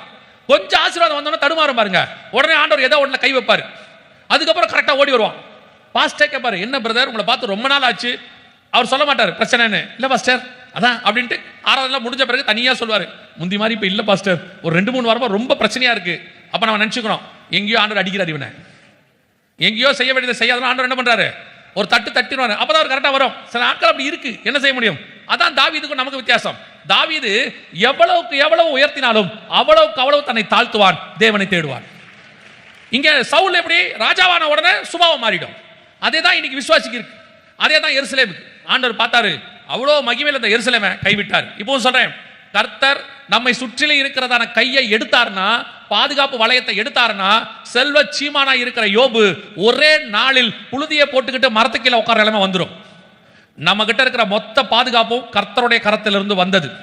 நிறைய பேர் நினைச்சிட்டு இருக்கிறாங்க, நமக்கு என்ன வீடு இருக்கு, இடம் வாங்கி போட்டாச்சு, பத்திரம் இருக்கு, நகை வாங்கி வச்சாச்சு, அப்புறம் பேங்க்ல பணம் இருக்கு, இன்னும் 3 தலைமுறைக்கு உட்காந்து சாப்பிடலாம்பாங்க. அப்படிலாம் நினைச்சிடாதீங்க. ஏன் சொல்றேன்னா, எவ்வளவோ வச்சிருந்த ஆட்கள் எல்லாம் கொரோனால பார்த்திருப்பீங்க. கோவிட்ல பணம் இருந்துச்சு, வீடு இருந்துச்சு, ஆஸ்தி இருந்துச்சு, சம்பாத்தியம் இருந்துச்சு, ஹாஸ்பிட்டல்ல ஒரு பெட் கிடைக்காம ரோட்ல படுத்து கிடந்தான், ஒரே ஒரு ஆக்சிஜன் சிலிண்டர் கிடைக்கல. அதனாலதான் சொல்றேன், உங்கள் ஆசீர்வாதம் என்பது கர்த்தர் கொடுத்தது. அது கர்த்தர் கூட இருந்தாதான் அது ஆசீர்வாதமா இருக்கும். அதே ஆசீர்வாதம் கர்த்தர் இல்லாவிட்டால் சாபமாய் மாறும். அதை பார்த்துக்கணும். எப்போ எருசலேமை கர்த்தர் கைவிட்டார், மண்மேடாக்கி போயிருச்சு. ஆனால் அந்த ஆண்டவர் சொன்னாரு, திருப்பி வாசிங்க 12ஆம் அதிகாரம், சகரியாவின் புஸ்தகம் 12ஆம் அதிகாரம் 6வது வசனத்தை வாசிங்க. சகரியா 12:6 வாசிங்க. அந்நாளிலே யூதாவின் தலைவரை விறகுகளுக்குள்ளே எரிகிற அக்கினி அடுப்புக்கும் வைக்கோல் கட்டுகளுக்குள்ளே எரிகிற தீவட்டிக்கும் ஒப்பாக்குவேன். அவர்கள் வலதுபுறமும் இடதுபுறமுமாக புறப்பட்டு சுற்றிலும் இருக்கிற எல்லா ஜனங்களையும் பட்சிப்பார்கள். எருசலேம் திரும்பவும் தன் ஸ்தானமாகிய எருசலேமிலே குடியேற்றப்பட்டிருக்கும். இந்த வசனம் இருக்கு இல்லையா, சகரியா 12, பைபிள் எல்லாரும் கொண்டாந்துருப்பீங்க. 3 முதல் 6 வசனத்தோட பிராக்கெட் போட்டு வச்சுக்கோங்க. சகரியா 12 3 முதல் 6 வசனத்தை பிராக்கெட் போட்டு வச்சுக்கோங்க. அந்த தீர்க்க தரிசனம் எப்பத்துக்குரியதுன்னு கேட்டிங்கன்னா, 1967 இருந்து இப்போ 2025 வரைக்கும் உள்ள தீர்க்க தரிசனம் அந்த 3 வசனத்தில் இருக்கு. அதை பிராக்கெட் போட்டு வச்சுக்கோங்க. இப்போ நம்ம அதான் எக்ஸ்பிளைன் பண்ண போகிறோம், நீங்கள் பார்க்கவும் போறீங்க. ஆண்டவர் சொல்றாரு, எருசலேம் திரும்பவும் தன் ஸ்தானமாக எருசலேமில் குடியேற்றப்பட்டிருக்கும் அப்படின்னு சொல்றாரு. இந்த எருசலேம் திரும்பவும் தன் ஸ்தானமாகிய எருசலேமில் குடியேற்றப்பட்டிருக்கும். இந்த தீர்க்க தரிசனம் எப்போ நடந்துச்சு அப்படின்னு கேட்டீங்கன்னா கவனிங்கள். 1967 ஜூன் மாதம் 5ஆம் தேதி இந்த தீர்க்க தரிசனம் நடந்துச்சு. 1967 ஜூன் 5. சகரியா 12:6 அப்படியே துல்லியமாக நிறைவேறிச்சு. கர்த்தர் சொன்னபடி கிட்டத்தட்ட 1900 வருஷம் கிபி 70 அவர்கள் எருசலேமை விட்டு வெளியே போனார்கள் யூதர்கள். 1967 திரும்பி உள்ளே நுழையிறாங்க. இப்போ நீங்கள் பார்க்குற வீடியோ அவங்க அஃபிஷியலாக உள்ளே நுழையிறது. 1900 வருஷம் கழிச்சு இராணுவ ரீதியாக அரசாங்க ரீதியாக உள்ளே நுழையிறாங்க. எருசலேம் யூதர்கள் வசம் வந்துச்சு. அதுலேயும் குறிப்பாக அதுக்கு பேர் 6 நாள் யுத்தம்னு பேர். யாம் கியூப்பர் வார் அப்படிம்பாங்க, அப்படி இல்லைன்னா ஓய்வு நாள் யுத்தம் அப்படின்னு சொல்லுவாங்க. இந்த 6 நாள் யுத்தம் நடைபெற்றது. எருசலேம் திரும்பவும் யூதர்கள் வசம் முழுவதுமாக வந்துச்சு. கர்த்தர் சொன்னபடியே துல்லியமாக. சகரியா 12:6 அதுலேயும் குறிப்பாக ஆண்டவர் சொல்றாரு, எருசலேம் குடியேற்றப்பட்டிருக்கும் அப்படின்னாரு. இங்கே பாருங்க, எருசலேம் குடியேறிடுச்சு முழுக்க. இப்போ எருசலேம் முழுக்க பார்த்தீங்கன்னா குடியேற்றப்பட்டு ஜனங்களால் நிறைந்திருக்கிறது. சகரியா 12:6 100% நிறைவேறிவிட்டது. அதில் ஒரு பகுதி தான் நிறைவேறிச்சு. என்னன்னு கேட்டால், எருசலேம் திரும்பவும் யூதர்கள் வசம் வந்து குடியேறும், அது நடந்திருக்கு. ஆனால் அதில் இன்னொரு வார்த்தையும் இருக்கு, எருசலேம் திரும்பவும் தன் ஸ்தானமாகிய எருசலேமிலே அப்படின்னு இருக்கு. அப்போ எருசலேமுக்கு எது ஸ்தானம்? இப்போ நம்ம வீட்டில் கணவன் மனைவி அம்மா அப்பா தாய் தகப்பன் எப்படி வேணா இருக்கலாம். ஆனால் ஆஃபீஸுக்கு போனால் உங்களுக்கு ஒரு ஸ்தானம் இருக்கும், ஒரு பொசிஷன் சொல்லுவாங்க, அது ஒன்று இருக்கும். என்ன பொசிஷன்? அங்கே நீங்கள் வந்து manager, clerk, plumber, electrician, CEO, director என்ன வேணா இருந்துட்டு போங்க, அது ஆஃபீஸில் ஒரு பொசிஷன். அதே மாதிரி தான் எருசலேமுக்கு ஒரு பொசிஷன் உண்டு. என்னன்னு கேட்டால், அது மகாராஜாவின் நகரம், அது இஸ்ரவேலின் தலைநகரம், அது கர்த்தர் வச்ச நித்திய தலைநகரம், எட்டர்னல் கேபிட்டல். இங்கே நேரத்தில் கர்த்தர் 4000 வருஷமா வச்சது. ஆனால் 1967 வந்துடுச்சு, தலைநகராக மாறலை. ஏன் தலைநகராக மாறலை அப்படின்னு சொல்லி நீங்கள் கேட்டீங்கன்னு சொன்னால், அதுக்கு உலக பிரகாரமாக நிறைய காரணம் சொல்லுவாங்க. நான் எப்பவுமே என்ன விசுவாசிப்பேன்னா, கர்த்தர் ஒரு டேட் ஃபிக்ஸ் பண்ணி வச்சிருப்பாரு, அவர் சொல்ல தான் அது ஆகும், அவர் கட்டளையிட தான் அது நடக்கும், மற்ற நாள் அது நடக்காது. கரெக்டாக 1967 50வது வருஷம் 2017-18 அமெரிக்க அதிபராக ட்ரம்ப் வந்தார். இந்த ட்ரம்ப் வந்தது பார்த்தீங்கன்னா இன்னொரு பெரிய ஆச்சரியம். ட்ரம்ப் வர்றது ஒரு பெரிய ஆச்சரியம். என்ன அப்படின்னு கேட்டீங்கன்னு சொன்னால், ஒரு ராஜாக்களை தள்ளி ராஜாக்களை உருவாக்குற ஆண்டவர் யாருன்னு கேட்டீங்கன்னா நம்ம ஆண்டவர். தானியேல் புத்தகம் 2 சொல்லுது, அமெரிக்க ஜனாதிபதியிலிருந்து ஸ்ரீலங்காவுக்கு இருக்கிற ஜனாதிபதி வரைக்கும் ராஜாக்களை தள்ளி ராஜாக்களை உருவாக்குறவர் ஆண்டவர் தான். அப்படிதான் பைபிள் சொல்லுது. அதுக்கு நாம வந்து என்னென்னமோ சொல்றோம், அந்த ஓட்டிங் மிஷின், அந்த காரியம், ஓட்டர் லிஸ்ட், அப்படி பண்ணிட்டாங்க இப்படி பண்ணிட்டாங்க. அதுவும் நம்ம ஊரில் சில தீர்க்கதரிசிகளாக இருக்கிறாங்க, அது ரொம்ப அற்புதமான தீர்க்கதரிசிகளாக இருக்காங்க. அவங்க சொல்லிடுவாங்க, இவர் தான் பிரதமராக வருவார், அவர் தான் ஜனாதிபதியாக வருவார், இவர் தான் வருவார்ன்ட்டு. பார்த்தா எலெக்ஷன் முடிஞ்சோன்னா மாறிடும், எல்லாம் மாறிடும். அப்புறம் தீர்க்கதரிசி சொல்லுவார், ஆண்டவர் சொன்ன மாதிரி தான் நடந்துச்சு, நடுவில் இவங்க எல்லாம் சேர்ந்து மாற்றிட்டாங்க பார். சொன்னது கர்த்தர், மாற்றினது மனுஷன். யோசிச்சு பாருங்க, கர்த்தர் சொன்னதை மாற்ற முடியுமா? இப்போ கருத்து கணிப்பு பத்திரிக்கை ஒன்று சொல்லும், அது மாற வாய்ப்பு இருக்குது. இப்போ இந்த பீகாரில் சட்டசபை எலெக்ஷன் போச்சு, பத்திரிக்கை எல்லாம் ஒரு கருத்து கணிப்பு சொல்லிச்சு, எல்லாத்தையும் மாற்றி வேற மாதிரி நடந்துருச்சு. அது வந்து உலக கருத்து கணிப்பு, நடக்கலாம் நடக்காமல் போகலாம். ஆனால் உலகத்துக்கும் பைபிளுக்கு என்ன வித்தியாசம், தேவனுக்கும் என்ன வித்தியாசம்? அவர் சொன்னார்னா அது நடக்கும், மாறவே மாறாது. அதான் கர்த்தர் சொல்றது. அப்போ ஒரு தீர்க்க தரிசனத்தை ஒரு தீர்க்கதரிசி சொல்றாருன்னா அந்த தீர்க்க தரிசனம் துல்லியமா நடக்கணும். கர்த்தர் சொல்லாத ஆகும், அவ்வளவுதான். இங்க பாத்தீங்கன்னா திடீர்னு ட்ரம்ப்பை கொண்டாந்துட்டார் ஆண்டவர். கொண்டாந்துட்டா ட்ரம்ப் வரமாட்டார்னு எல்லாரும் சொல்லிட்டாங்க. ஃபர்ஸ்ட் டைம் பார்த்தா ட்ரம்ப் வந்துட்டார். ஏன் ட்ரம்ப் வந்தாரு? ட்ரம்ப் திறமையான அரசியல்வாதியா? அப்படிலாம் யாரும் ஒத்துக்க மாட்டாங்க. அவர் அப்படிலாம் ஒத்துக்க மாட்டாங்க. அவர் வந்ததுக்கு என்ன காரணம் யாருக்கும் தெரியல. ஆனால் கர்த்தரோட திட்டம் ட்ரம்ப் மேல இருந்துச்சு. சில நேரங்களில் கர்த்தர் பலமானவனையும் பயன்படுத்துவார், சில நேரங்களில் கர்த்தர் பலகீனமானவனையும் பயன்படுத்துவார், சில நேரங்களில் கர்த்தர் அறிவாளியும் கர்த்தர் பயன்படுத்துவார், சில நேரங்களில் கர்த்தர் நம்மள மாதிரி பைத்தியங்களையும் தெரிந்து கொள்வார். ஆண்டவருக்கு எவனை வச்சா வேலையை நடக்கணும் ஆண்டவருக்கு நல்லா தெரியும். அதுக்கு தான் ஆண்டவர் செய்வார். நீங்கள் சொல்றீங்களா, ஆஃபீஸில் எனக்கு மேலே ஒரு ஆள் இருக்கிறாரு, அவருக்கு அறிவே இல்லை, ஆனாலும் அவனை கொண்டாந்து ஆண்டவர் மேலே வச்சிருக்காரு. அதுக்கு தான் வச்சிருக்கிறாரு. நான் ஒரு வெளிநாட்டுக்கு போனேன். நான் எந்த நாடுன்னு சொல்ல மாட்டேன். ஒரு நாட்டுக்கு போனேன்னா போன உடனே அந்த நாட்டில் இருக்கிற மக்கள் பெரும்பான்மையானவங்க எப்படி இருப்பாங்கன்னு கேட்டிங்கன்னா, நீங்கள் 2 நிமிஷத்தில் புரிஞ்சுக்கிறத அவங்க 20 நிமிஷம் அவங்க புரிஞ்சுக்கிறதுக்கு. அந்த ஊர் மக்களே அப்படி தான். நான் அப்போது அங்கே இருக்க நம்ம ஆளுங்கள்ட்ட கேட்டேன், ஏன் இவங்கெல்லாம் இப்படி இருக்காங்க, ஏன் இவங்கெல்லாம் புரிஞ்சிக்கவே மாட்டாங்க, இவங்ககிட்ட வாழ்றது ரொம்ப கஷ்டம் ஒரு அட்ரஸ் சொன்னா கூட நம்ம ஆளுக்கு நீங்க 5 நிமிஷம் சொல்லணும், அவன்கிட்ட 20 நிமிஷம் சொல்லணும். 20 நிமிஷம் கழிச்சு சொல்லுவான் எனக்கு புரியலன்ட்டு போயிடுவான். எனக்கு அப்ப கேட்டேன், ஏன் பிரதர் இவங்கெல்லாம் இப்படி இருக்கிறாங்க அப்படின்னு. அப்போ அவன் கூட வந்தவர் சொன்னாரு, இவன்லாம் இப்படி இருக்கிறதுனால தான் நமக்கு இங்க வேலை இருக்கு. அவன்லாம் அறிவாளி ஆயிட்டான், நமக்கு இங்க என்ன இல்லை, வேலையே இல்லைனார். அதனால தான் நான் எந்த நாடுன்னு சொல்ல மாட்டேன்னு சொன்னேன். சரியா? அவர் சொன்னார், இவங்க எல்லாம் இப்படி இருக்கிறதுனால தான் நமக்கு அங்கே வேலை. அதே மாதிரி சில நேரத்தில் ஆண்டவர் சிலர் அப்படி தான் வச்சிருக்கிறாரு, ஒன்றும் செய்ய முடியாது, ஏன்னு என்னெல்லாம் கேட்க முடியாது. அப்படி ஆண்டவர் கூட்டம் வந்த ஆள் தான் ட்ரம்ப். ஆனால் ட்ரம்ப் பிஸ்னஸ்ல பெரிய ஆளு, வியாபாரத்தில் பெரிய ஆளு, அவரை நீங்க ஒண்ணுமே செய்ய முடியாது. ஆனால் அரசியல்னு வந்தா அவர் கொஞ்சம் கத்துக்குட்டி தான். ஆனால் ஆசை, திடீர்னு விருப்பமும் செய்கையும் உண்டாக்குற ஆண்டவர் போல அந்த ஆளுக்கு ஒரு ஆசையை கொடுத்தாரு, அவர் வந்து நாமினேட் பண்ணார், வந்து விட்டாரு. நான் அதனால தான் உங்களுக்கு சொல்றேன், கர்த்தர் எவன் மேல கிருபையா இருக்கிறான்னு தெரியாது, எந்த ஆகாப்பு வரும், எந்த எகு வரும் நமக்கு தெரியாது. அவரோட திட்டம் ஒன்று இருக்கு, தேவ பிள்ளைகள் வெளிப்படுத்துறாரு, வேற விஷயம் சொல்றேன். நீங்க பாட்டு நீங்க எதாவது முடிவு பண்ணிட போறியா, இதுவா தான் இருக்கும் அதுவா தான் இருக்கும். ஒரு சில நேரத்தில் நம்ம சில ஆட்களை வேணாம் வேணான்னு ஜோம் பண்ணுவோம். ஆண்டவரே இவங்கெல்லாம் இருந்து இப்படி பண்றாங்களேப்பா, இந்த ஆட்கள்லாம் போனா நலமா இருக்குமே ஜோம் பண்ணுவோம். உங்க ஜபத்தை கேட்ட ஆண்டவர் கூட்டிடுவாருன்னு வச்சுக்கோங்களேன், அதுக்கு பதிலாக ஒன்று கொடுப்பாரு பாருங்க, அது அதோட மோசமா இருக்கும். அப்புறமா நம்மளே ஜோம் பண்ணுவோம், அதுக்கு அதுவே இருந்திருக்கலாம் ஆண்டவரே. அந்த மாதிரி சில நேரத்தில் நமக்கு தெரியாது யார் எப்படி இருப்பாங்கன்ட்டு. திடீர்னு ட்ரம்ப் வந்துட்டாப்ல.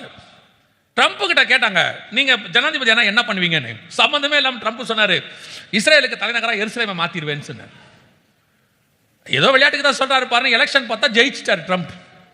ஜெயிச்சு முடிச்ச உடனே கேட்டாங்க, நீங்க இப்ப சொல்லுங்க ஜெயிச்சிட்டீங்கல்ல, நீங்க மாத்துவீங்களான்னு. ஏன்னா பொதுவா ஜெயிச்சுட்டா மாத்த மாட்டாங்க.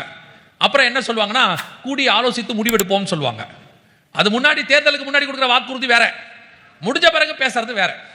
ட்ரம்ப் அப்படிதான் சொல்லுவாருன்னு நினைச்சா ட்ரம்ப் சொல்லிட்டாரு, நான் சொன்னதுதான், நான் எருசலேமை தலைநகரா மாத்திடுவேன்ட்டாரு.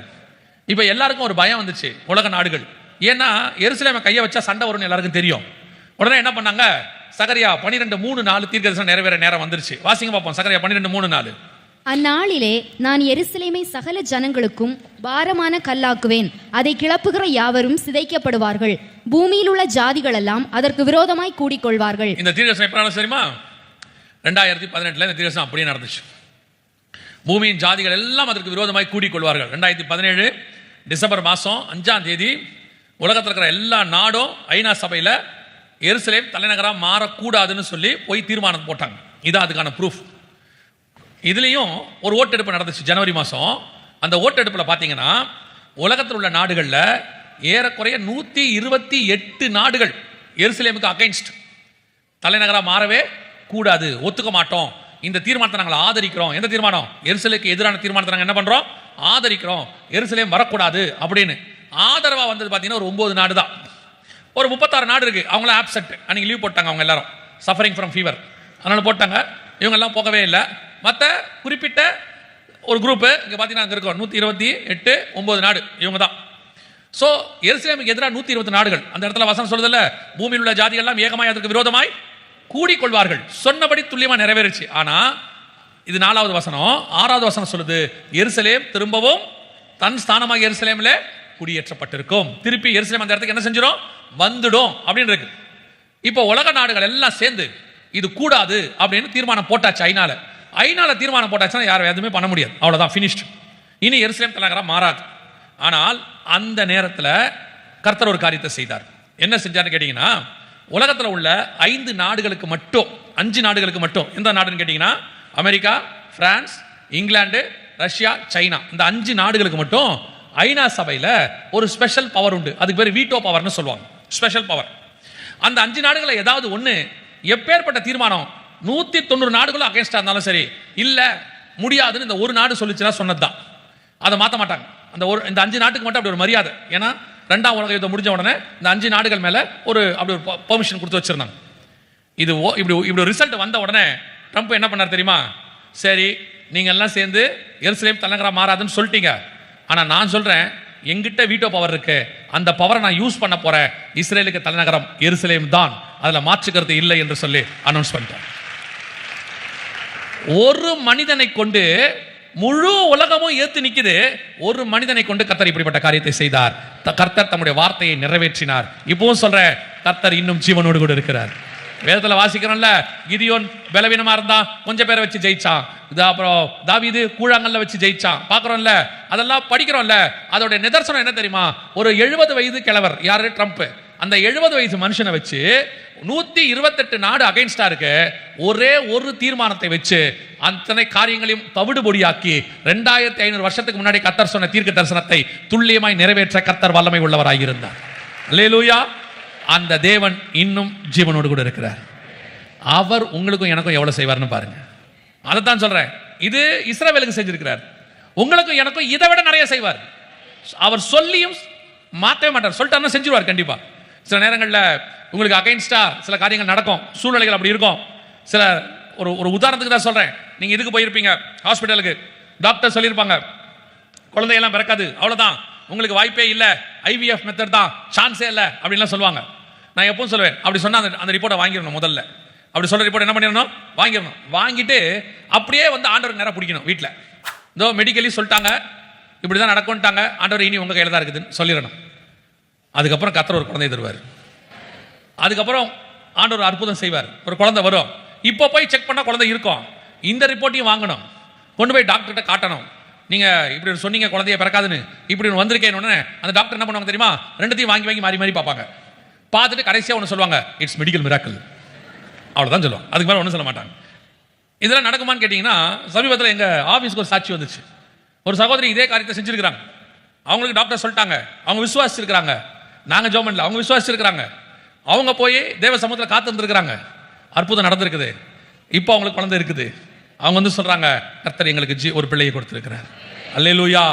இப்பவும் சொல்றேன், இல்லாத எருசலேமை திருப்பி கர்த்தரால் கொண்டு வர முடியுமானால், மண்மேடான எருசலேமை மீண்டும் கர்த்தரால் உருவாக்க முடியுமானால், உங்களுக்கு சொன்ன வார்த்தைகளையும் கர்த்தரால் நிறைவேற்ற முடியும்.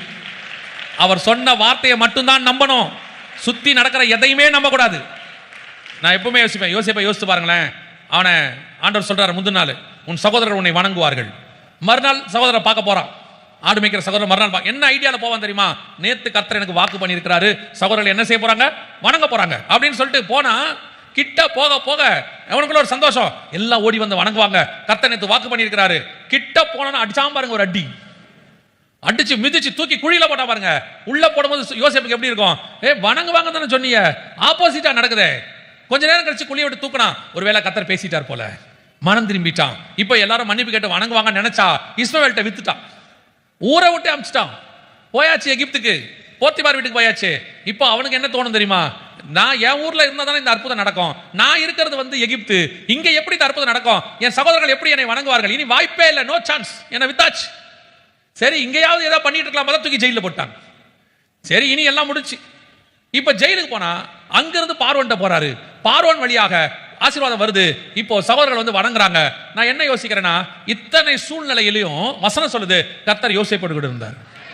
இந்த யோசேப்புக்கு ஒரே ஒரு நம்பிக்கை, நீ என்ன அடி, என்ன குழியில போடு, எகிப்துக்கு வித்து போடு, நீ என்ன வேணாலும் செய், எகிப்தில் கொண்டு போய் ஜெயில போடு, இல்ல என்ன கொண்டு போய் நீங்க என்ன வேணாலும் செய்யுங்க, ஆனா எனக்கு கொடுக்கப்பட்ட தரிசனம் நிறைவேறுகிற வரைக்கும், அந்த வார்த்தை நிறைவேறுகிற வரைக்கும் எதுவும் நடக்காது, அது மட்டும்தான் நடக்கும். முந்தின நாள் நைட் வரைக்கும் யோசேப்புக்கு வாய்ப்பே இல்லைங்க. முந்தின நாள் நைட் வரைக்கும் யோசேப்புக்கு வாய்ப்பு இல்லை. ஒரு நாள் வந்தது, கர்த்தருடைய வார்த்தை நிறைவேறியது. அதே தேவன் தான் உங்களுக்கும் எனக்கும் வாக்கு பண்ணியிருக்கிறார். அவர் சொன்ன காரியம் 100% நடக்கும். சூழ்நிலைகளை பார்க்காதீங்க, நடக்கிற காரியங்களை பார்க்காதீங்க, என்ன நடக்குதுன்னு பார்க்காதீங்க. மண்மேடாய் இருந்த எருசலேமை மீண்டும் தலைநகராக மாற்ற தேவனால் முடியுமானால், முழு உலகம் எழுத்து நிற்கும் போது ஒரு மனுஷனை கொண்டு ரட்சிப்பை கர்த்தரால் கட்டளையிட முடியுமானால், உங்களுக்கும் எனக்கும் சொன்னதை கர்த்தர் நிச்சயம் கட்டளையிடுவார். அல்லேலூயா. கர்த்தர் சொன்னபடி எருசலேம் மீண்டும் வந்தது. 2வது யுத்தம் முடிஞ்சது. கடைசி யுத்தத்தை நாம் வாசிச்சுட்டு அது என்ன நடக்க போகுதுங்கிறத மாத்திரம் சொல்லிட்டு நான் முடிச்சிடுறேன். வாசிங்க, எசேக்கியேல் புஸ்தகம் 38ஆம் அதிகாரம் 8வது வசனத்தை திருப்பி வாசிங்க. அநேக நாட்களுக்கு பிற்பாடு நீ விசாரிக்கப்படுவாய், பட்டயத்துக்கு நீங்களாகி பற்பல ஜனங்களிலும் இருந்து சேர்த்து கொள்ளப்பட்டு வந்தவர்களின் தேசத்தில் கடைசி வருஷங்களிலே வருவாய். இது வரைக்கும் தான் நம்ம வாசிச்சோம். கடைசி வருஷங்களிலே நீ வருவாய். யுத்தம் இஸ்ரவேல் ஜனங்கள் திரும்பி வந்த பிறகு நடக்கணும். ஆனா இந்த யுத்தம் இஸ்ரவேல்ல எங்க நடக்கணும்? இதுக்கு முன்னாடி எல்லைகளுக்கு நடந்துச்சு, அடுத்து எருசலேமுக்காக நடந்துச்சு. இப்போ இந்த யுத்தம் எங்கே நடக்கணும் என்று அந்த வசனம் சொல்லுது. திருப்பி விட்ட இடத்துல திருப்பி வாசிங்க, தொடர்ந்து வாசிங்க. நெடுநாள் பாழாய் கிடந்து பிற்பாடு ஜாதிகளிலிருந்து கொண்டு வரப்பட்டவர்கள் எல்லாரும் சுகத்தோட குடியிருக்கும் இஸ்ரவேலின் மலைகளுக்கு விரோதமாய் வருவாய். எதுக்கு விரோதமாய் வருவாய்? இந்த நல்ல கவனிங்க, இன்னும் வந்து ஒரு 20 நிமிஷம் இருக்கு. இந்த 20 நிமிஷம் கரெக்டாக கவனிக்கணும். இது வரைக்கும் சூப்பராக கவனிச்சிருக்கீங்க, நான் உங்களுக்கு குறை சொல்லலை. அடுத்து நடக்க போகிற சம்பவம் நம்ம காலத்தில் இது நடக்கும். ஃபஸ்ட்டு நீங்கள் பார்த்த யுத்தம் நம்ம தாத்தாக்கள் காலத்தில் நடந்துச்சு. இதுக்கு முன்னாடி எருசலேமுக்கான யுத்தம் நம்ம அப்பாக்கள் காலத்தில் நடந்துச்சு. இப்போ நீங்கள் வாசிக்கிற வசனம் நம்ம காலத்தில் இப்போ நடக்கும். நம்ம கண்ணு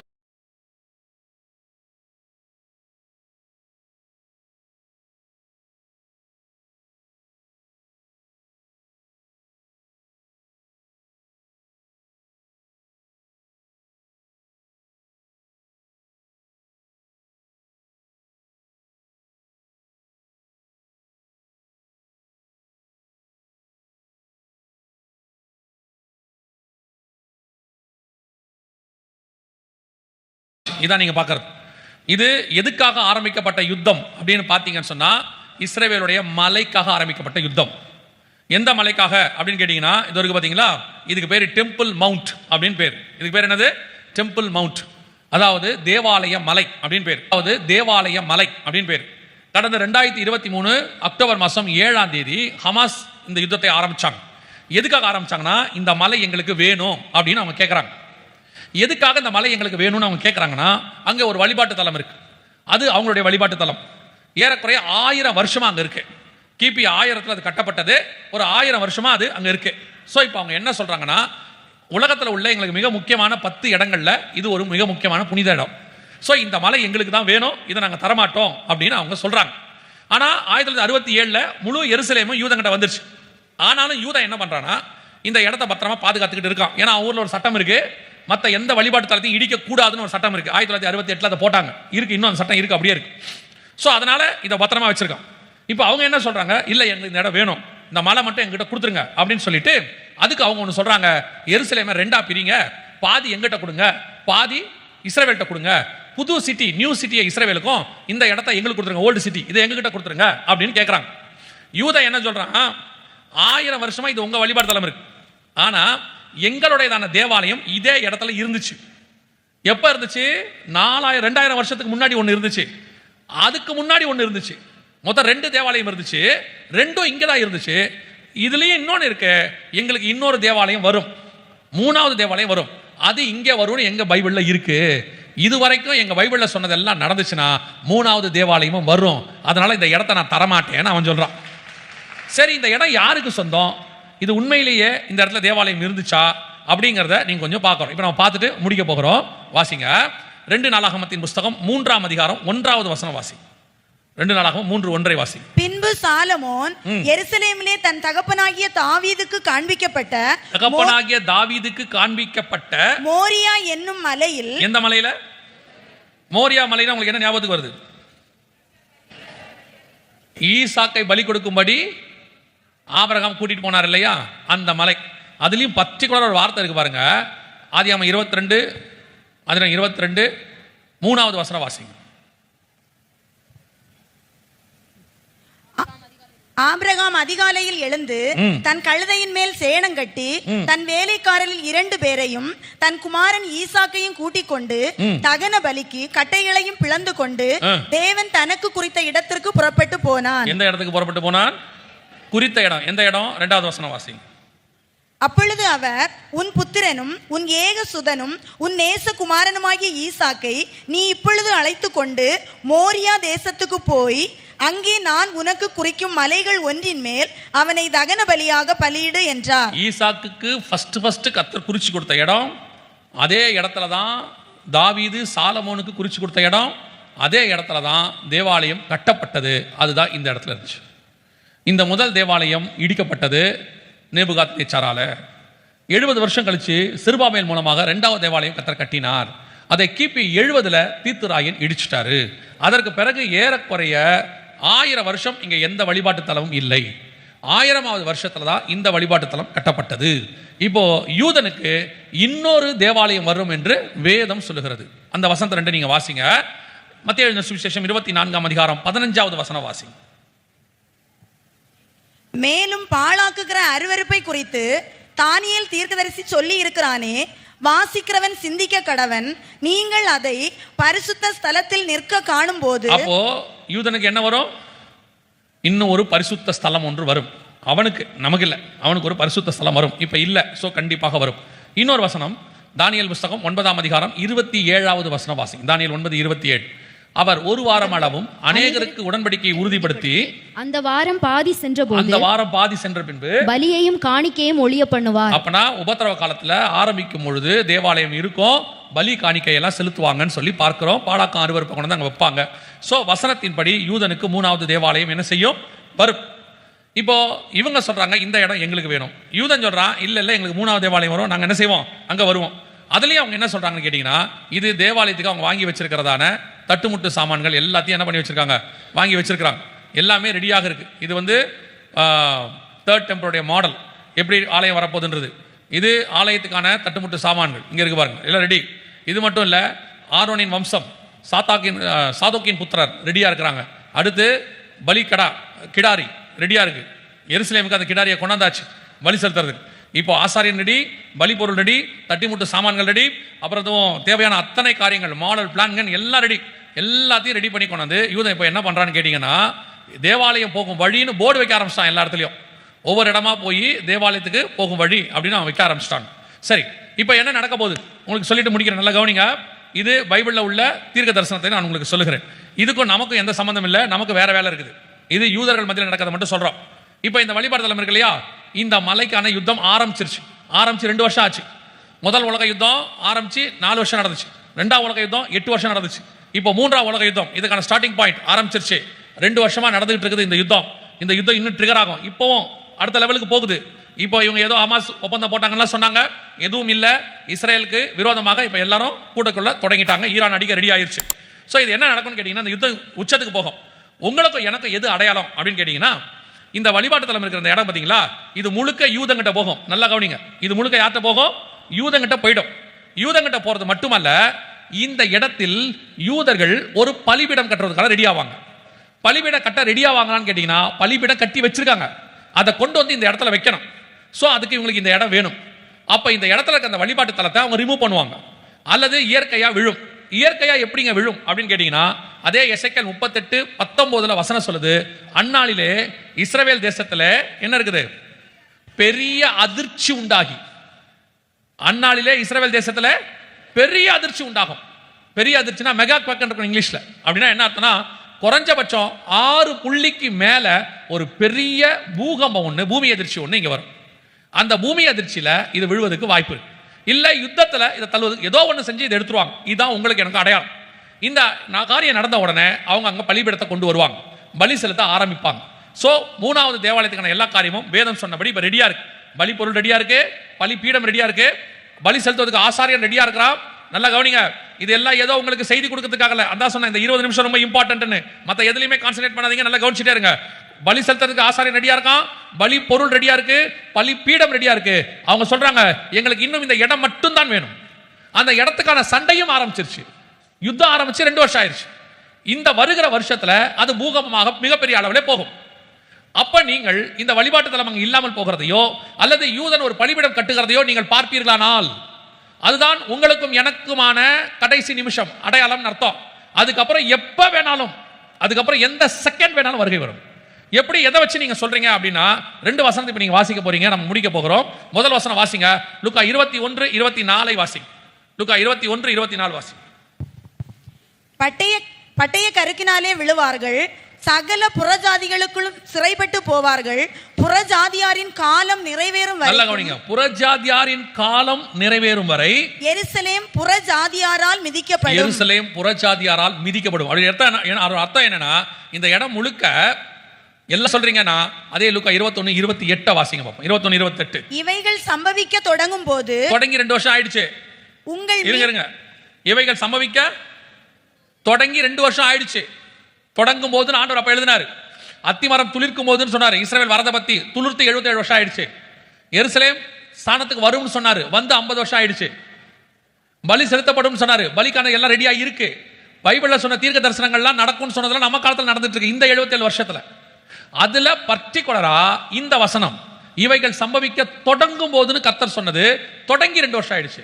இவைகள் சம்பவிக்க தொடங்கும் போது வாசிங்க, உங்கள் மீட்பு சமீபமாய் இருப்பதால், உங்கள் மீட்பு சமீபமாக இருப்பதால் நீங்கள் நிமிர்ந்து பார்த்து உங்கள் தலைகளை உயர்த்துங்கள். இந்த காரியங்கள் எல்லாம் சம்பவிக்க ஆரம்பிக்கும் பொழுது உங்கள் மீட்பு சமீபமாக இருப்பதால் நீங்கள் நிமிர்ந்து பார்த்து தலைகளை உயர்த்துங்கள். இதுதான் உங்களுக்கு கொடுக்கப்படுகிறதான கடைசி எச்சரிப்பு, கொடுக்கப்படுகிற அடையாளம். நம் கண்களுக்கு முன்பாக இவைகளெல்லாம் சம்பவிக்க தொடங்கிடுச்சு. இந்த 75 வருஷத்துல மட்டும்தான் இதெல்லாம் நடந்திருக்கு. 75 வருஷத்துல ஒரு தேசம், ஒரு இனம், ஒரு தலைநகரம், ஒரு தேவாலயத்துக்கான சண்டை, அதற்கானதான பலிப்பொருள், பலி செலுத்த வேண்டிய ஆசாரியன், அத்தனை ரெடி. இன்னும் உங்களுக்கு உணர்வு வரல, இல்ல கடைசி காலம் இல்ல, இன்னும் காலம் செல்லும், இன்னும் நான் அந்த காலத்து செய்யணும், இதை செய்யணும், இன்னும் 50 வருஷம் கழிச்சு இன்சூரன்ஸ், 75 வருஷம் கழிச்சு என் பேரப்பிள்ளைக்கு, அது நீங்க நினைச்சிட்டு இருந்தீங்கன்னா நோவா காலத்து ஜனங்களுக்கு ஈக்குவலா மாறிடுவீங்க. வசனம் சொல்லுது மத்திய 24, 37, 38 நோவாவின் காலத்தில் எப்படி நடந்ததோ அப்படியே மனுஷகுமார் வரும் காலத்திலும் நடக்கும். எப்படி எனில், புசித்தும் குடித்தும் பெண் கொண்டும் பெண்ணெடுத்தும் வெள்ளம் வந்து வாரி கொண்டு போகும் அளவும் உணராதிருந்தார்கள். இப்போ ஒரு சந்ததி அப்படிதான் உட்கார்ந்து இருக்கு எல்லா இடத்துலயும். கண்களுக்கு முன்பாக 77 வருஷமா இவ்வளவு நடக்குது. ஒரு ஒரு ஒரு சத்தியத்தை கேட்ட உடனே நினிவே ஜனங்க 40 நாள் உபவாசிச்சானாமா, ஒரு சத்தியத்தை கேட்ட உடனே. ஆனா இவ்வளவு அடையாளங்களை பார்த்த பிறகு ஒரு ஜனத்துக்கு, சபைக்கு அவர்களுக்குள்ளே உணர்வு வரல, தேவனை சந்திக்கணுங்கிற பயம் வரல. உன் தேவனை சந்திக்கும்படி ஆயத்தப்படுன்னு சொல்லுது, அதற்கான ஆயத்தம் இல்ல. மனுஷகுமாரனுக்கு முன்பாக நிற்க பாத்திரங்களா இருக்கும்படி விழித்திருந்து ஜெபம் பண்ணுங்கிறதுக்கு இல்ல. இன்னும் வழக்குக்கும் வாதுக்கும் லேண்டுக்கும் ஆசீர்வாதத்துக்கும் தான் ஜெபம் போயிட்டு இருக்கு. இன்னும் வாக்குத்தத்தத்துக்கு பின்னாடி தான் சபை ஓடிட்டு இருக்கு. சபை இன்னும் மனவாளனை எதிர்பார்த்து காத்திருக்கிற மனவாட்டியா இல்ல. நம்ம காலத்துல நடக்க வேண்டியது, இவன் சொல்றேன், இதெல்லாம் வருகைக்கு முன்பாக நடக்க வேண்டியது நடந்துருச்சு. இன்னும் நடக்க வேண்டியது வருகைக்கு பின்னாடி உள்ளது. உபத்திரவ காலத்தில் நடக்க வேண்டியதுல தீர்க்கதரிசனம் இருக்கு, அது இப்ப நமக்கு தேவையில்லை. நாம வருகையில போக வேண்டியவங்க. நம்ம ஆயத்தப்பட்டிருக்கிறோமா? நாம எந்த அளவுக்கு ரெடி ஆயிருக்கிறோம்? நம்ம கண்ணுக்கு முன்னாடி இயேசு வருவதற்கு முன்பதாக நடைபெற வேண்டிய எல்லா காரியங்களும் நடந்துருச்சு. உங்களுக்கு தெரியணும், அதான் ஆரம்பிக்கும் போது சொன்னேன், ஒரு நாள் வருகை என்று சொல்லிக் கொண்டிருந்த காலம் போய் நாங்கள் 365 நாள் வருகை குறித்து பேசிக் கொண்டிருக்கிறோம். ஏதோ ஒரு இடத்துல இதே ஊழியத்தை நாங்கள் ஆரம்பிச்ச காலத்தில் 20, 22, 23 வருஷத்துக்கு முன்னாடி ஆரம்பிச்ச போது மாசத்துக்கு 1, அப்புறம் வாரத்துக்கு 1 இருந்துச்சு. இப்போ தினந்தோறும் பேசும்படி கத்தர் வைக்கிறார். ஒரு அர்ஜென்சி இருக்கு. மணவாளன் வருகிறான்ங்கிற சத்தம் கேட்க தொடங்கிருச்சு. சபைக்கான மிக முக்கியமான எச்சரிப்புகள் கொடுக்கப்படுகிற காலகட்டம் வந்துருச்சு. இனி காலம் செல்லாது. இனி நாம் மணவாளனை சந்திக்க வேண்டிய இடத்துக்கு வந்துட்டோம். ரெடியா இருக்கிறோமா? 1 கொரிந்தியர் 11:31 சொல்லுது, நம்மை நாமே நிதானித்து அறிந்தோமானால் நாம் நியாயம் தீர்க்கப்படும். நம்மளை ஆராய்ந்து பார்க்க வேண்டிய இடத்துக்கு வந்துட்டோம். இன்னும் சபை அந்த இடத்துக்கு இல்ல. சக விசுவாசி ஆராய்ந்து பார்க்குது, பக்கத்தில் உள்ள சபை ஆராய்ச்சி பார்க்குது. அந்த டினாமினேஷனுக்கு நான் பரவாயில்ல, அந்த ஊழியக்காரனுக்கு நான் பரவாயில்ல, இந்த விசுவாசிக்கு நான் பரவாயில்ல. ஆண்டவர் சொல்றாரு, இது அதுக்கான காலம் அல்ல, வலதுபுறம் இடதுபுறம் பார்க்கறதுக்கான நேரம் இல்ல. இனி ஒரே ஒரு காலம் தான் இருக்கிறது, ராஜாவை சந்திக்கிற காலம். அல்லேலூயா, அல்லேலூயா. நாம் அத்தனை பேரும் கர்த்தர் வரும்பொழுது இங்கே எப்படி உட்கார்ந்து அவரை ஆராதிக்கிறோமோ அதே மாதிரி அவரோடு கூட பறந்து போய் பரலோகத்தில் ஆராதிக்கிறவர்களாய் காணப்பட வேண்டும். அல்லேலூயா. அதான் சொன்னேன், தேசத்தை கொடுக்கும் போதே வாங்கிட்ட ஆசீர்வாதம் இல்லைன்னா ஹிட்லர் மாதிரி ஒரு ஆள் வரா மாதிரி, அந்தி கிறிஸ்து மாதிரி ஒருத்தர் வருவான். வருகையில் எக்காலம் துணிக்கும் போதே நீங்கள் எடுத்துக்கொள்ளப்பட்டுட்டீங்கன்னா இங்கே இருக்கிற நீங்கள் மர்வமாகி அவரோடு கூட மேலே போயிடும்.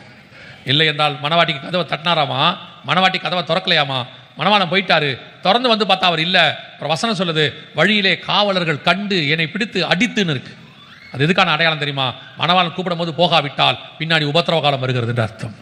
உபத்திரவ காலத்துக்கு தப்பிக்கும்படி கர்த்தர் உங்களுக்கு எனக்கு வாய்ப்பு கொடுத்திருக்கிறார். அல்லேலூயா. நாம் ஜெபிக்க போகிறோம். எழுந்திரிக்கலாமா? நம்ம தேவ சமூகத்தில் நம்மள எழுந்திரிக்கலாமா?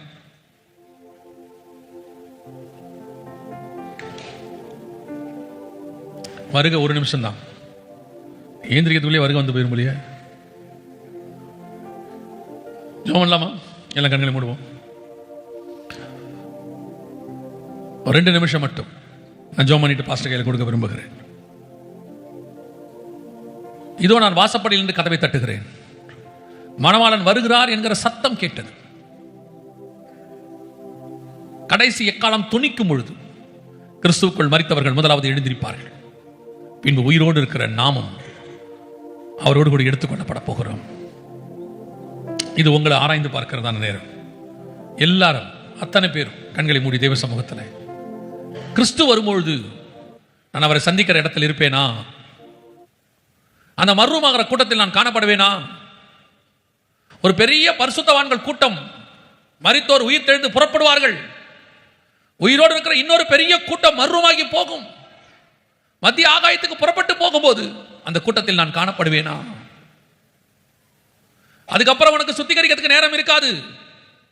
அதுக்கப்புறம் உங்க தீவெட்டிகளை ஆயத்தம் பண்ண நேரம் இருக்காது. அதுக்கப்புறம் எண்ணெய் வாங்க போறதுக்கு நேரம் இருக்காது, மணவாளன் வந்துட்டு போயிடுவார். இது அதுக்கான ஒரு நேரம் தான். இப்பவே நம்மளை சரி பண்ணிக்கிட்டோம்னா பகலோ இரவோ நடுநிசியோ எப்போ மணவாளன் வந்தாலும் சொல்லும் கர்த்தாவே அடியேன் கேட்கிறேன் என்று உடனே புறப்படுகிற ஒரு கூட்டம். அது நீங்களும் நானுமாய் தான் இருக்க வேண்டும். இன்னும் உலகத்துக்கு பின்னாடி ஓடினது போதும். கர்த்தர் போதுமான அளவுக்கு கொடுத்திருக்கிறாரு. இப்ப இருக்கிறதே உங்களுக்கு போதுமானது தான். இப்ப நீங்களும் நானும் வருகைக்கு போக வேண்டியவங்க, வருகைக்கு போட வேண்டியவங்க. ஒப்பு கொடுப்போமா தேவ சமூகத்தில்? உங்க ஆவி ஆத்மா சரீரத்தை தேவனுக்கு முன்பாக ஜீவாதார பலியாக ஒப்பு கொடுத்து, ஆண்டவரே என்னை ஆராய்ந்து பாரும். நாம் ஜெபிக்க போகிறோம்.